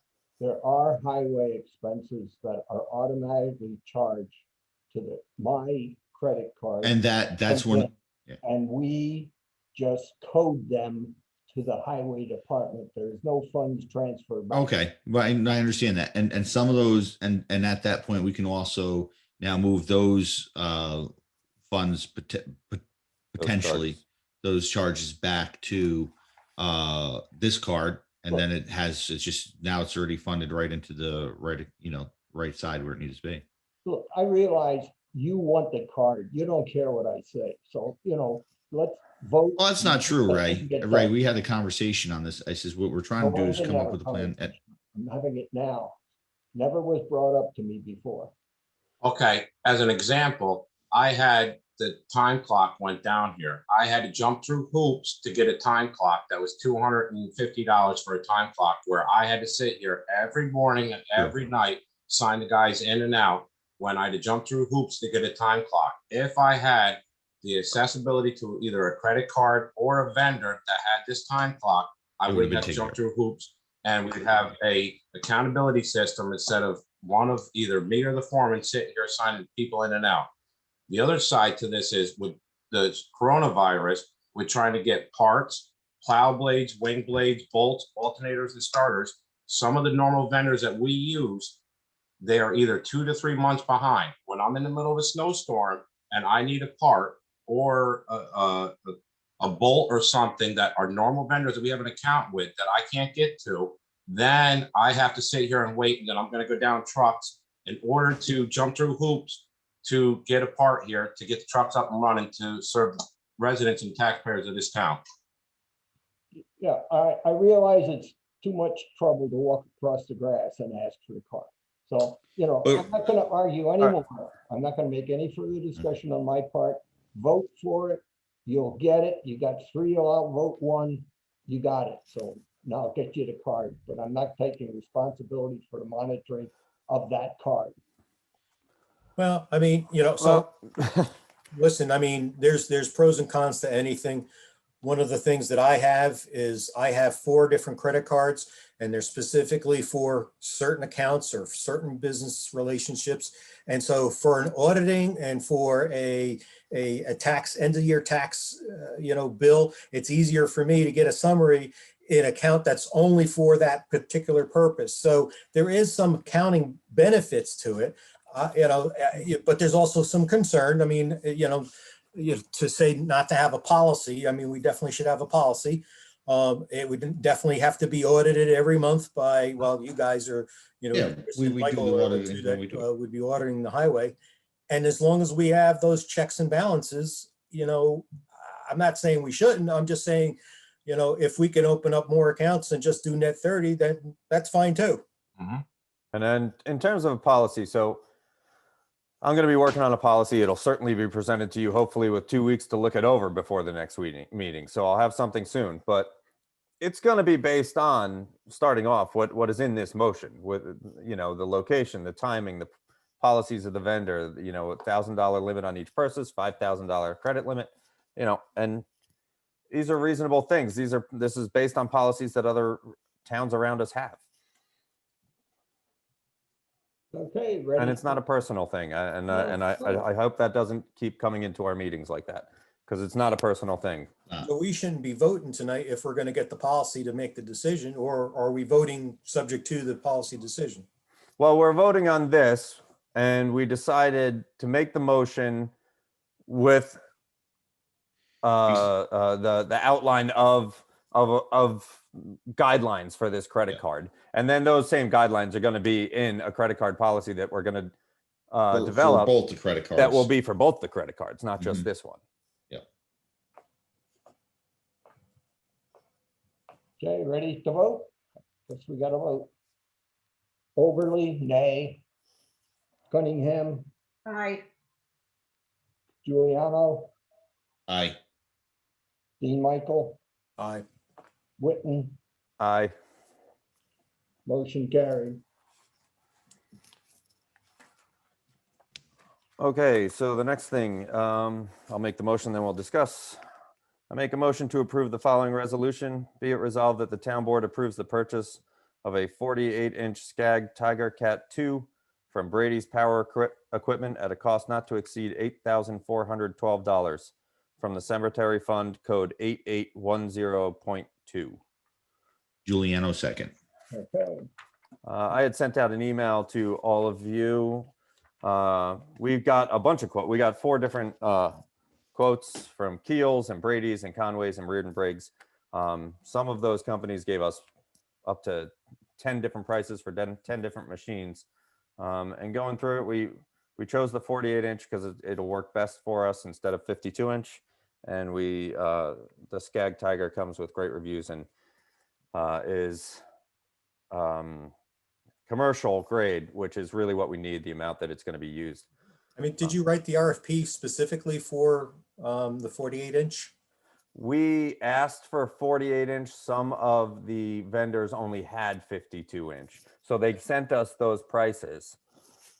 Seems kind of strange that they couldn't order it, specifically with a different deck or. Yeah, they were Swap it giving out. giving us prices of the things that they had in stock. Yeah. There's two things on that. The 48-inch mower fits in between the rows. No, I know why we want the 48-inch. I'm just saying, I can't believe that a vendor wouldn't sell you what you want.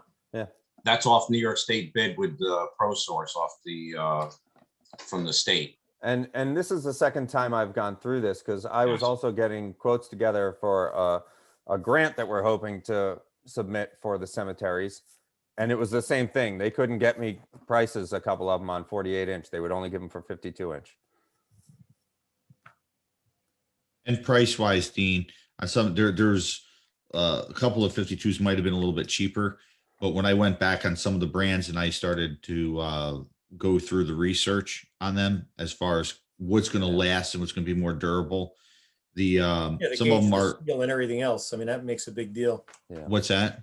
The I'm sorry. gauge of the steel on the decks and everything. Yeah, That's a big deal. and some of them were like light commercial or homeowner special, but it's like better. It's like better than your standard homeowner, but it's not quite. And if we're having multiple people using them over the time, the Tiger Cat is definitely more of a commercial type mower compared to some of the other bids were on a Patriot, which I have for myself for my house here, which is fine for me. But I even had one of my guys use it and bent it up already because it's lighter gauge and steel, so. And then the transmissions and stuff like that were a little different, so that was. Okay, ready to vote? Yeah. Okay.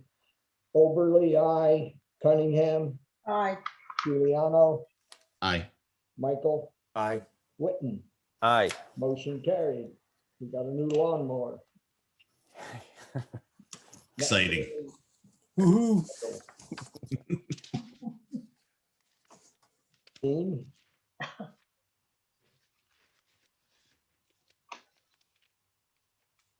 Where are you, Dean? Oh, I couldn't hear Ray, You're I'm up. sorry. Oh, I said, So there's a little error in this, so I'll fix it because there was two emails, or there was one email with really two different things that John was talking about. And then, so the zoning enforcement officer basically replied back to me to the ag event. And then Mike Costanza actually called for me to want to discuss other things. And so long story made shorter is that they want to increase and change a lot of the structure of our fees. And so this in particular was written more about, new construction instead of doing it the formula that we have now, which is based on cost, that it should be based on square footage. So that's not for the ag event law. So let me just read it the way it should be, I guess. I make a motion, be it resolved that the town board approves resolution 19 of 2021, town of Clinton fee schedule to include application renewal violation fees for the ag event law, and that the site plan special permit application will be $275, which is the same for everybody. The agricultural event permit application will be $750 initially, and the agricultural event annual renewal application will be $500. Is there a second? Giuliano oh, second. you still have the rest of it. Can I just ask you then, are you going, Dean, to come back with another list of changes, a more comprehensive for building construction? Okay, Yeah. okay. Yeah, we haven't changed any of our fee structure in over 5 years. So both Arlene and Mike and John were all saying that we're so far out from all the other towns around us that we should really take a comprehensive look on everything. So I don't know if it'll be done by next meeting, but certainly we'll be working on it to come up with a fair increase. You need a second, Ray. I said Giuliano second. Okay, thanks. There was a discussion in the email of a fine or violation fee of $1,500. Oh, yeah. Now, Sorry, that was part of the second. And the is that violation included or not? of operating an agricultural event without town approval and or permit is $1,500 per incident. What's an incident? Is that per day or per event?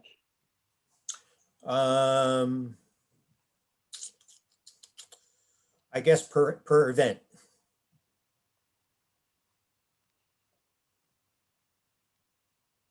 The other question on that same item, have you checked with the town attorney as to whether or not that is a legal amount that we can charge for this kind of violation?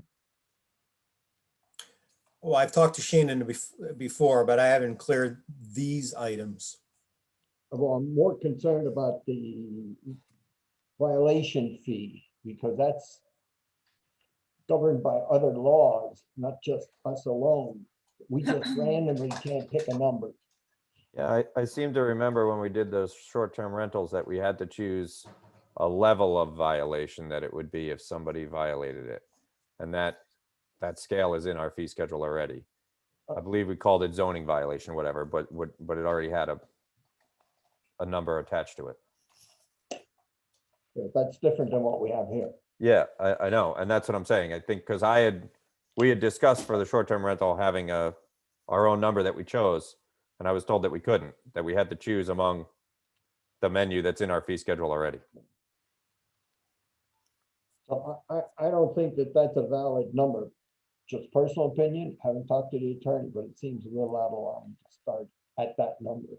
So we basically need to, I guess, maybe talk to the town attorney, and then if we gotta amend something, I think this is gonna be one of them things kind of like that I guess has been on the back burner with, like, say, the cell towers or whatever, with the fees, the fines in the back, that it's easier to pay. If it's too low, it might easier just to pay the fine than to push it through.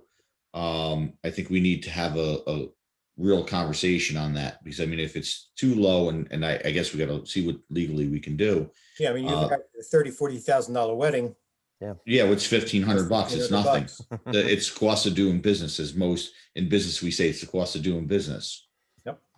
Dean, if you're going to revisit the construction costs next month, do you want to revisit the violation fee and just go ahead, because people are starting to apply? We can at least get those fees in the fee schedule and talk about the violations next month.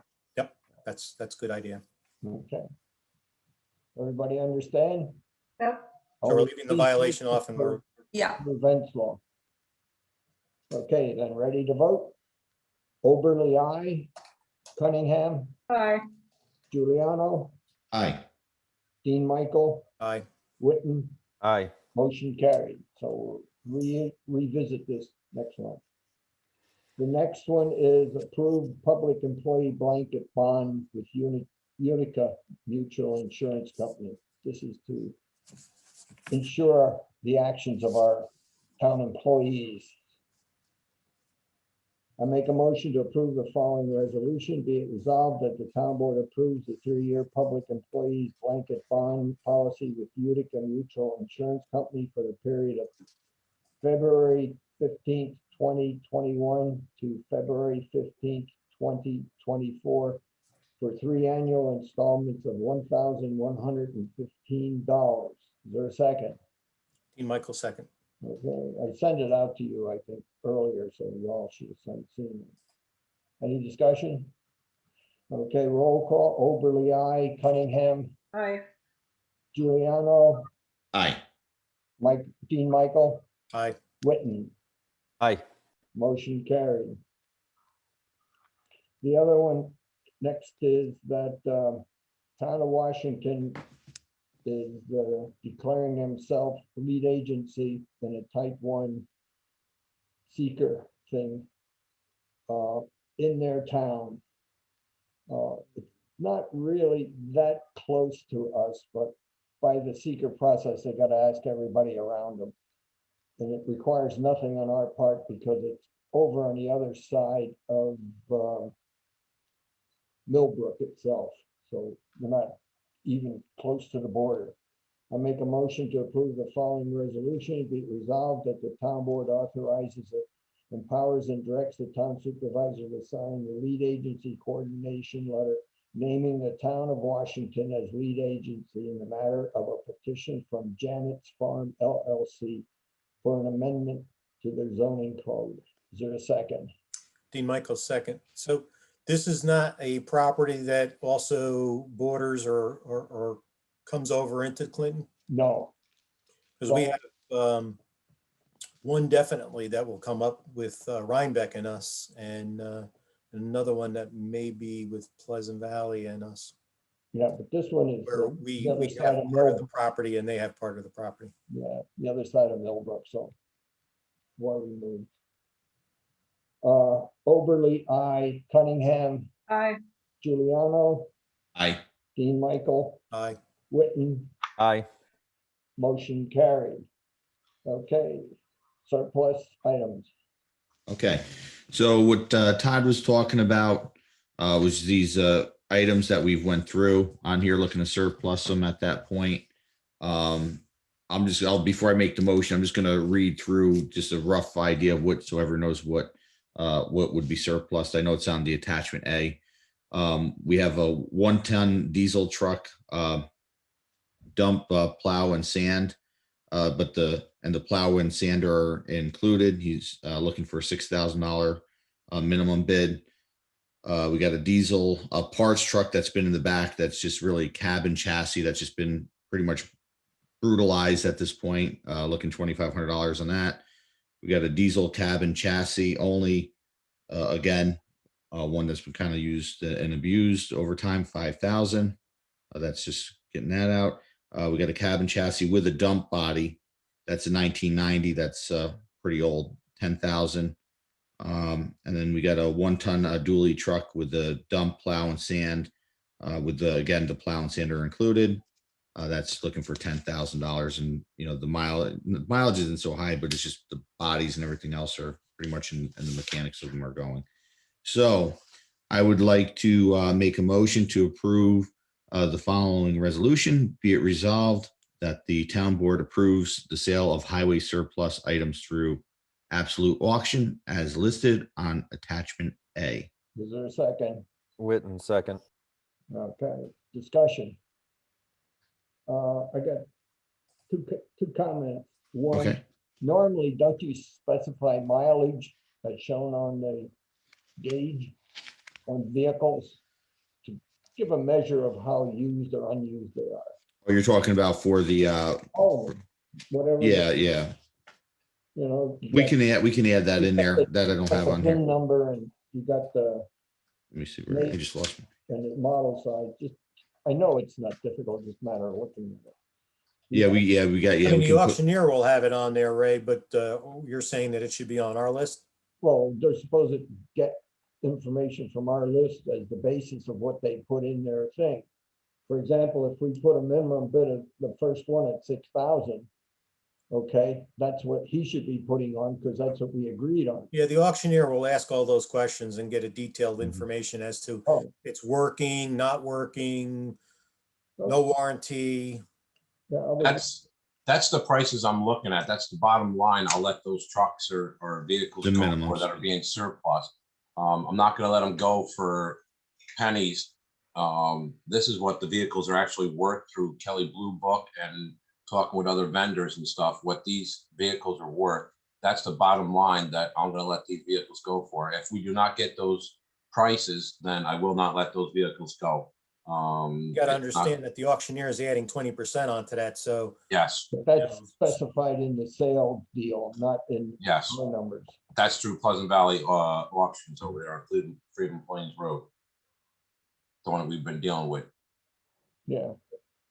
I just, thought mileage was a standard thing that's normally. Are we going to agree that the mileage has to be on the attachment? Because I have to notify everybody tomorrow. So that's just extra information we have to gather. Is that an easy thing for you to do, Todd? Just get the mileage on all these? Yes, I can have that to you either first thing tomorrow morning by noon time. I can have those to you or beforehand if you guys want. Yeah, just, I mean, basically for me, so I'll do the official town board notice so that I send out what the town board wants on the attachment. Okay. That's not a problem. Okay, yep. Okay, ready to vote? Well, hold on, you could just say mileage available if needed or something and just let it process that way. Yeah, right? Either way it's not really cumbersome. Right. It doesn't clog up the works or anything. Yeah. You think it's necessary. Okay, right. Okay. Okay, we're ready to vote. Yep. Oberly, I, Cunningham, Aye. Giuliano, Aye. Dean Michael, Aye. Mike Whitten, Aye. motion carried. Okay, resignations and appointments. Any other items before I go into resignations and appointments? Okay, I don't see anything else listed here. Okay, this is, what we have to do is Wyatt Kelly got to resign because he's going from one type of operation into another. So we're gonna appoint him at the next motion. So it's just a process. I make a motion that the town board accept the resignation of Wyatt Kelly as the full-time winter seasonal highway employee effective March 31st, 2021. Is there a second? Dean Michael Julian. second. Okay, any discussion? Vote. Oberly, I, Cunningham, Aye. Giuliano, Aye. Michael, Aye. Whitten, Aye. motion carried. Now, this is the appointment of Wyatt to the laborer position in the highway department. I make a motion that the town board approves Wyatt Kelly, full-time highway laborer at a rate of pay as per the CSEA contract for $1 less than the $17.60 per hour for a period of 6 months or 1,000 hours starting April 1st, 2021.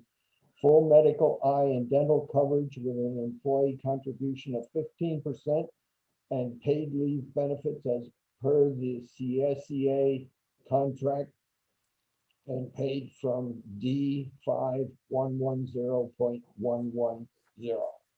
Is there a second? Dean Michael second. Any discussion? Roll call. Oberly, I. Cunningham, Aye. Giuliano, Aye. Dean Michael, Aye. Whitten, Aye. motion carried.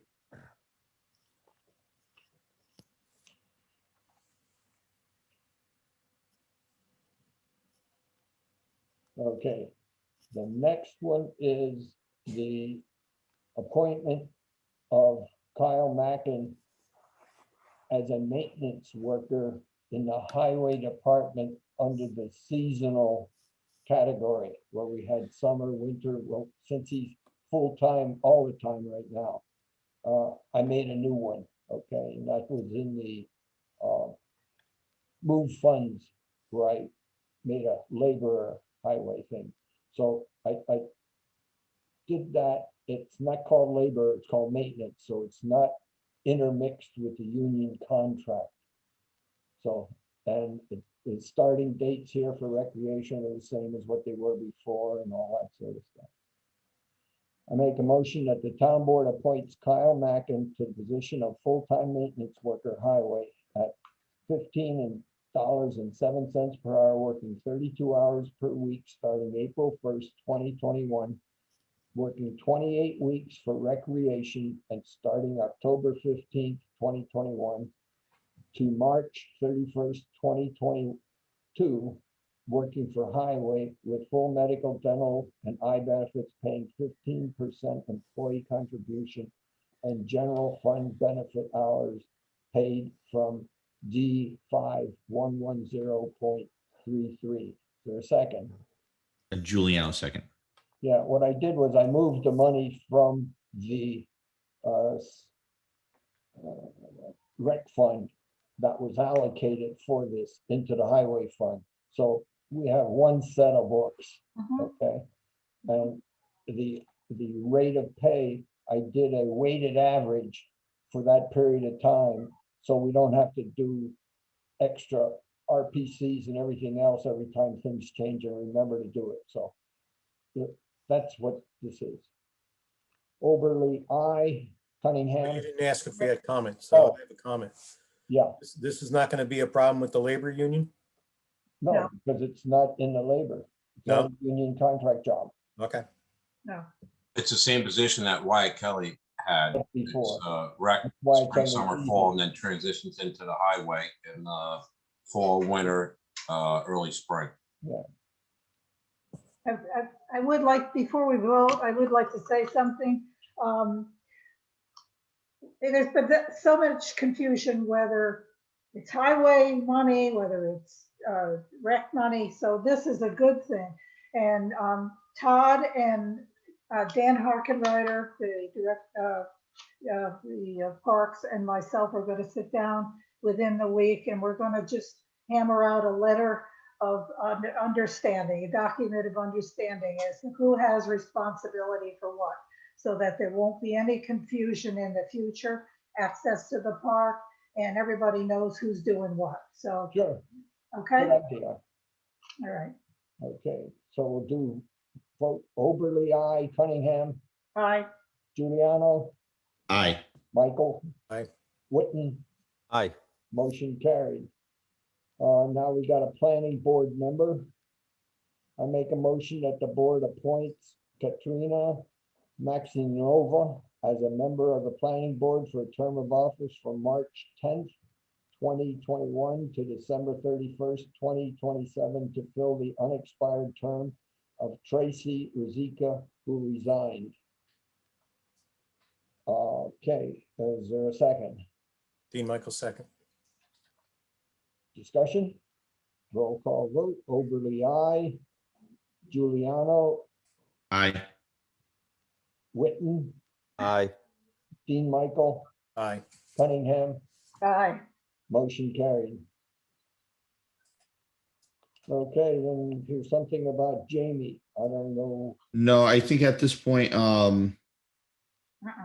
no, this shouldn't have been on here. This has been not on here. Okay. No. Didn't want to miss something. Yeah, I didn't even see it that's on there. That's coming off. Which was on there, Ray? Jamie Suzinski. James Brzezinski. I was going to bring that up at the end. James Brzezinski, he is the MEO's position. With you guys' motion, when you guys hired him back on November 9th, I believe it was either 6 months or 1,000 hours. In between tonight's meeting and the next town board meeting, he will hit his 1,000 hours. I'm asking the town board if we can lift his probationary period before the next town board meeting to bring him up to the dollar less that was approved at his higher rate. The reason why I'm asking that is because like I said, he's going to hit the 1,000 hours before the next town board meeting. Jamie has gone above and beyond what I've asked of him every single day. He also is the only one here in the highway department that has a CDL Class A license to haul with the 10-wheeler and the trailer to move our equipment around. And to be honest and fair with you, for somebody in that position to be classified as an MEO, not a HMEO as everybody else, which is a pay decrease compared to the HMEO position to what he's in as an MEO position. I'm going to ask the town board tonight to lift his probationary period before the next town board meeting It's $1 less. It's pennies to dollars between March and April. This guy's gone above and beyond, like I said, what he's expected of. He's here every morning, every day. He's willing to stay late, to do everything and anything. And like I said, he's the only one here that has a Class A license to haul our equipment around from job site to job site or from vendors to get them serviced. And to hold back another month on this gentleman is, I think, is absurd. I think the town board should approve him tonight to go up to what he's supposed to be paying as a MEO off his probationary period. Problem is, we can't, Todd, when you have a labor union that negotiates a contract, and one of the things that we agreed upon was to go to the 1,000 hours to kind of take up some of the conditions where someone was working part-time several months, so, throughout the years, especially the seasonal guys, and then gets hired on a full-time basis. They were still having to go that 6-month time period. So by offering that 1,000 hours, we kind of gave kind of a reward for that person that's been around with us for years, not having to wait for that 6-month period. But when you have a labor contract, you got to follow the labor contract, or if one of the other guys want to complain, then we have a labor problem. But the contract wasn't signed until after January, and this gentleman was hired in November. The contract was retroactive. Yeah, and Todd, that's what I, when I spoke to Dean and Nancy when they were, since they're on the contract, that's the problem. It is retroactive on that, and it opens up a can of worms that I get what you're trying to do, and there's other things, when we get into training and stuff like that, that we spoke about, that we're going to have discussions on, and there's other things that potentially we can work out and to do some amendments and stuff like that. And then obviously we get Nancy and Dean because they're part of the, work, they worked on the union contracts and stuff on that. But I know, because the reason I'm saying this to you, Todd, because we've had a lot of conversation on this, and I'd be the first one that would want to give credit where credit's due. Well, I think we all would. That's not a. Yeah, we give not only And just this gentleman's gone above and beyond what I've asked of him, and like I said, between March and April's board meeting, you're talking 3 weeks. I mean, 3 weeks. That's it to give this gentleman what he's due, as a. But if he gets it, but if he'll automatically, if it's that 1,000 hours beforehand, he'll get, as soon as it gets bumped up, automatically it's going to go. So then can we make a motion tonight that if this gentleman hits his 1,000 hours before the next town board meeting, I can lift him off probation and give him that $1 raise? Well, I think You don't need to. You don't It's need automatic. to. It's automatic. It's automatic, but he's on Okay. probation for a year. His Probation. dollar rate is 6 months or 1,000 hours, but the contract calls for his probation is a year. So that's it. There's 2 separate issues. Yeah. Todd, The probation is only really about termination, where Exactly. the other is about the pay. So one doesn't have anything really to do with the other. As Okay. soon as he hits 1,000 hours, that's the day that you start paying him his regular rate. You don't need a motion. Just check the calendar. Okay. All right. I just want to make sure, so this way I don't get in Yeah. trouble and stuff, because like I said, this gentleman has gone above and beyond what I've asked of him. Especially with a Class A license. He's the only one here with a Class A license, because that's the other thing I want to bring up tonight at the end, is he is the only one with a Class A license to haul with the 10-wheeler, with the trailer, to haul any equipment around. So if he takes off vacation, sick time, or quits, there is no other person here that has a Class A license to legally haul our equipment around from job site to job site, or from vendor to vendor to get service or get fixed. And Todd, as part of our conversation that we've had, and and I've been starting to talk to some of the other board members on here, that we got to work out some sort of training program to get our guys up, so we can get up multiple guys having class A. And from our conversation that most towns now are really looking at, you gotta be a class A to come Yes. in. Mhm. So those are the issues that we have. Unfortunately, things were done one way one time, and I know I spoke to Nancy regarding that, and she had some valid points as well. But it's a discussion that we'll all put together and we'll work on, because we want our town to prosper and we want to have people have opportunity for them to get the proper training for their job and move forward and so forth. But, also part of the labor contract is, not only did we put in that 1,000 hour to kind of help people out, but then we put in the MEO instead of someone going from labor all the way up to HMEO and really not being qualified to use all the equipment. Now, we can't penalize the guys that are already in, but anyone new can rank up through the system the proper way, where they're jumping from labor to MEO to HMEO with those experiences. Now, technically, with his experience, he should probably be HMEO. So, I mean, that's, when we have availability, so he should definitely be classified in that higher category. Okay. Can I say something now? Sure, why not? Okay. First of all, Todd, you got a good problem. All right. Number one, the union requires everyone to meet the requirements of the job. You got someone who exceeds that. Unfortunately, there's not a real way you can step outside the union to reward him for that, but you certainly can document his performance, which in the future may make a difference. Okay. Secondly, you talk about he's the only one, and you talked about trying to see if he could train some others. You could write a job description and have it evaluated to have it added to the highway department, but it will have to be approved by the union to say you've got a trainer as well. Okay. And that's going to take a little time, and the union will have to agree to that. And if that person becomes a trainer, then you may have some compensation that goes along with that. But to do anything else, you're setting a precedent that is not acceptable in the union. Yeah, I mean, that, if we're going to probably start negotiating on the union contract next year. But, one of the things is that we could put in a category for, and I've heard mechanic. Yes. There's no category for that right now.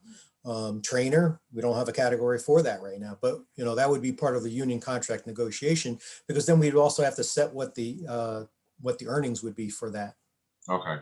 Now, would the town board be willing to let me have 2 guys go and get their CDL Class A permits to go get their Class A license? Because like I said, Jamie's the only one right now with a Class A license with the 10-wheeler and the trailer to move our equipment from job site to job site or from vendor to vendor. Like I said, if he takes off, quits, or vacation or something like that, I'm stuck. I cannot move equipment from job site to job site unless we're driving it over the road. And like the mini excavator and a couple of the other pieces of equipment, you can't drive down the road. So then now my hands are tied from moving equipment from job site to job site unless the town board lets me have 2 other people with a Class A license.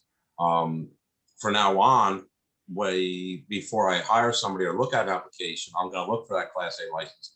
Stanfordville, the town of Stanfordville, the town of Milan, and the town of Red Hook, before they even consider an application, they want a Class A license. So this way you can operate everything and anything as far as trucks and equipment and moving equipment from job site to job site or vendor to vendor to get it serviced or fixed.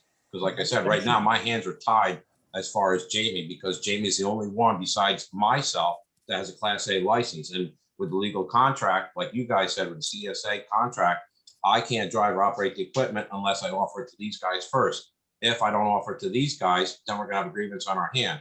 Jamie's the only one, unless you guys approve to let me either have 1 or 2 guys here that are CSEA in the contract or union to go get their Class A license to move this equipment for me. Because if not, then I'm stuck in a rock and a hard place with moving equipment. So Todd, what is the amount? Because this is something we also talked about. You're talking about them getting the amount to take the permit test and the road test. You're talking about those 2. If they get their permit, if the town board is willing, I'll take it out of the highway D code to get them their permit. We can train them on the job now because we do have the truck and the trailer to get them their Class A license to be able to You have move the this contract in equipment and front of you? stuff. No, I don't. do. It was part of the contract negotiation, and I think we did not approve paying for them to get the Class A license or reimburse. I don't have it in front of me, so I can't tell you exactly what we finalized the determination. So I that's, have it in, do you want me to look it up for you? I have it in front of me. but that would dictate what we can do and what we can't do. But then again, back to what I was saying is that this should be one of the qualifications to becoming an HMEO, is that Yes. you have to have that class Class A license. And so if someone wants to get to that higher pay level, they're going to have to get themselves to that level in the future. Obviously, everybody's in that HMO category, they're going to stay there. But from now in the future, we should have that as one of the requirements. Yes, Absolutely. yes. Because right now, like with the backhoe is down. In order to get that service, I need a Class A driver with the truck and trailer to take it up. Jamie's the only one. So if Jamie takes a week off, that backhoe is done for me. I cannot use or operate or get that machine fixed or any of the trucks or any of the other equipment to a vendor to get fixed unless he's We pay here for to it. drive and Pay for operate it, it. yeah. You know what I'm saying? And he's on probation. He's $1 less, you know? So I it's one hand washes the other with this. I've been on both sides of the table. I've been in the union contract. I've been a union rep. I've negotiated contracts and stuff. I know that contract inside and out. There's loopholes in this where we can do it, but if the town board, the 5 of you guys agree to it, I'll abide by it because you guys are the jurisdiction over this. But I'm just saying, I'm gonna run into a jam here sooner or later with Jamie being the only one with a Class A license to move this equipment from Well, job site or vendor to vendor. Have you We need to discussed it take with the this- shop steward? Yes, think I we have. need to take this discussion offline and figure out what's the best course of action before the next board meeting. Okay. Yes. Todd, when Jamie changes from the $1 plus, let us know so that we can do an RPC. Okay. I will. Because I gotta tell the county. Okay. I will. Carol, did you find that information or? I did not. Oh, okay. I thought you were, I didn't know if you were waiting. Yeah, to I'm chime kind of in. leafing through it, but it's, I you know, don't know it. I know we Minutes talked and- about it. I don't know if it's in there or not, but we did, No. that was part of the negotiation. And I No. don't believe we approved it. So that's No. why I said that, you know, if it's not in there, it's not there. But then again, you know, like I said, I can call up Doug, but you know, if the guys are gonna complain, then that's an issue too. So that's why I say when you talk to the shop steward that Yeah. what I their know. take is on it. It's hard, you know, with the union and stuff, you know, I've got phone calls into Doug Morrison with the CSEI down there in Beacon and stuff. I'm waiting for his return phone call on that, to see how to go about it legally and to get us out of the jam. So there's no grievances or any lawyers involved or anything like this, you know, I'm trying to do it so it's legal, legit. So the town board or myself doesn't get in trouble over this. Okay, let's take it offline and we'll work through the problems and see what kind of recommendation we can come up with. Yeah, if you don't get a hold of Doug by tomorrow, let me know. I'll call him up. Okay. Usually responsive to me pretty quick. So Okay. next month item. Moving on, approval of warrants. I make a motion be it resolved that the town board approves the March 9th, 2021 general fund warrant vouchers number 73 through 121 totaling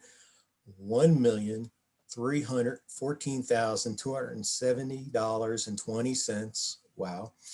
And the March 9th, 2021 highway fund warrant vouchers number 39 through 63 totaling $155,942.30. Is there a second? Second. Giuliano second. Okay, any discussion? Well, I mean, a lot of that's the taxes that we had to pay the other, like I know we paid the library, right? Well, yeah, but Yes. that's. and the bond- 2 fire districts. 2 fire districts. Bonds. I just wanted to explain why there was $1 million going out. So Yeah. it's not really our money. We were just. It's your fault, Dean. It's on. No, I'm just It kidding. wasn't highway. It was not Great highway. weekend. That's right. Yeah, there was 100,000 for the highway bond. No, don't say that. I know we Not true. paid the 115 to the library, we paid the fire districts, blah, blah, blah. We also paid the bond, right? This month? Right, and the Yep. bond. Yeah. Yeah, that's what I said. We spend a lot of Yeah. money up front. Okay, roll call. Oberly, aye. Giuliano, Aye. Witten, Aye. Dean Michael, Aye. Nancy, Aye. motion carried. Motion to move funds. I make a motion to approve the following resolution. Be it resolved that the town board approves resolution number 20 of 2021 rather. A resolution to move funds at the March 9th, 2021 meeting. Is there a second? Dean Michael, second. Okay, a discussion. Roll call vote. Oberly, aye. Giuliano, Aye. Witten, Aye. Dean Michael, Aye. Nancy, Aye. motion carried. Supervisors report, the March 2021 supervisors report will be approved when the 2020 books are reconciled. That means when the December records for encumbrances, payables, and all that stuff are all finished up and the AUD is done. Okay, any other business? Otherwise, we'll go to adjourn. I just want to make this meeting last another 30 seconds. To qualify, just to clarify, because I didn't like that I wasn't able to clarify earlier.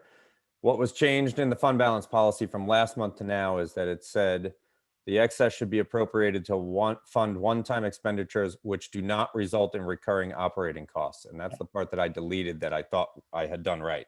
Okay. So that was taken out and we added what we added Yeah, tonight. okay. So I make a motion to adjourn. I just got one thing ready to bring up. I reached out to Dee Dee Barrett for the grant for Oh, the yeah. upgrade of the radio system. We are 95% sure we are going to get the grant for $125,000. That's to upgrade the highway department from the low band frequency we have now to the high band frequency to coincide with the East Clinton and West Clinton Fire District. That is 2 new repeaters for the highway department. That is new radios for the trucks, a base station, portable radios, reprogramming of the East Clinton and West Clinton Fire District. So basically what it comes down to is we will have 4 frequencies. One will be for the highway department, one will be for East Clinton Fire District, one will be for West Clinton Fire District, and one will be for all 3 of us to talk together for any trees down, wires down, road closures or anything. So this way the East Clinton, West Clinton, and the highway department can all talk together on one radio, one frequency.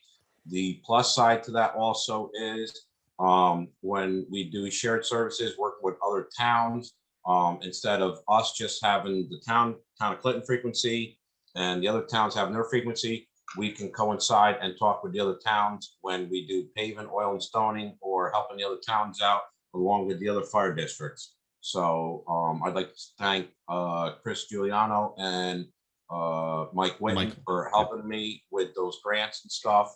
And hopefully, like I said, 95% sure we have those. We've secured that grant through Dee Dee Barrett. It's a SAM's grant and everything. I'm working with Dee Dee's office right now on the paperwork and everything. And hopefully by next month or the following month, I will have an update with you guys to let you know anything further on that. Okay, we done? Yes. Okay, adjourn. I make a motion that the town board adjourns the meeting. Is there a second?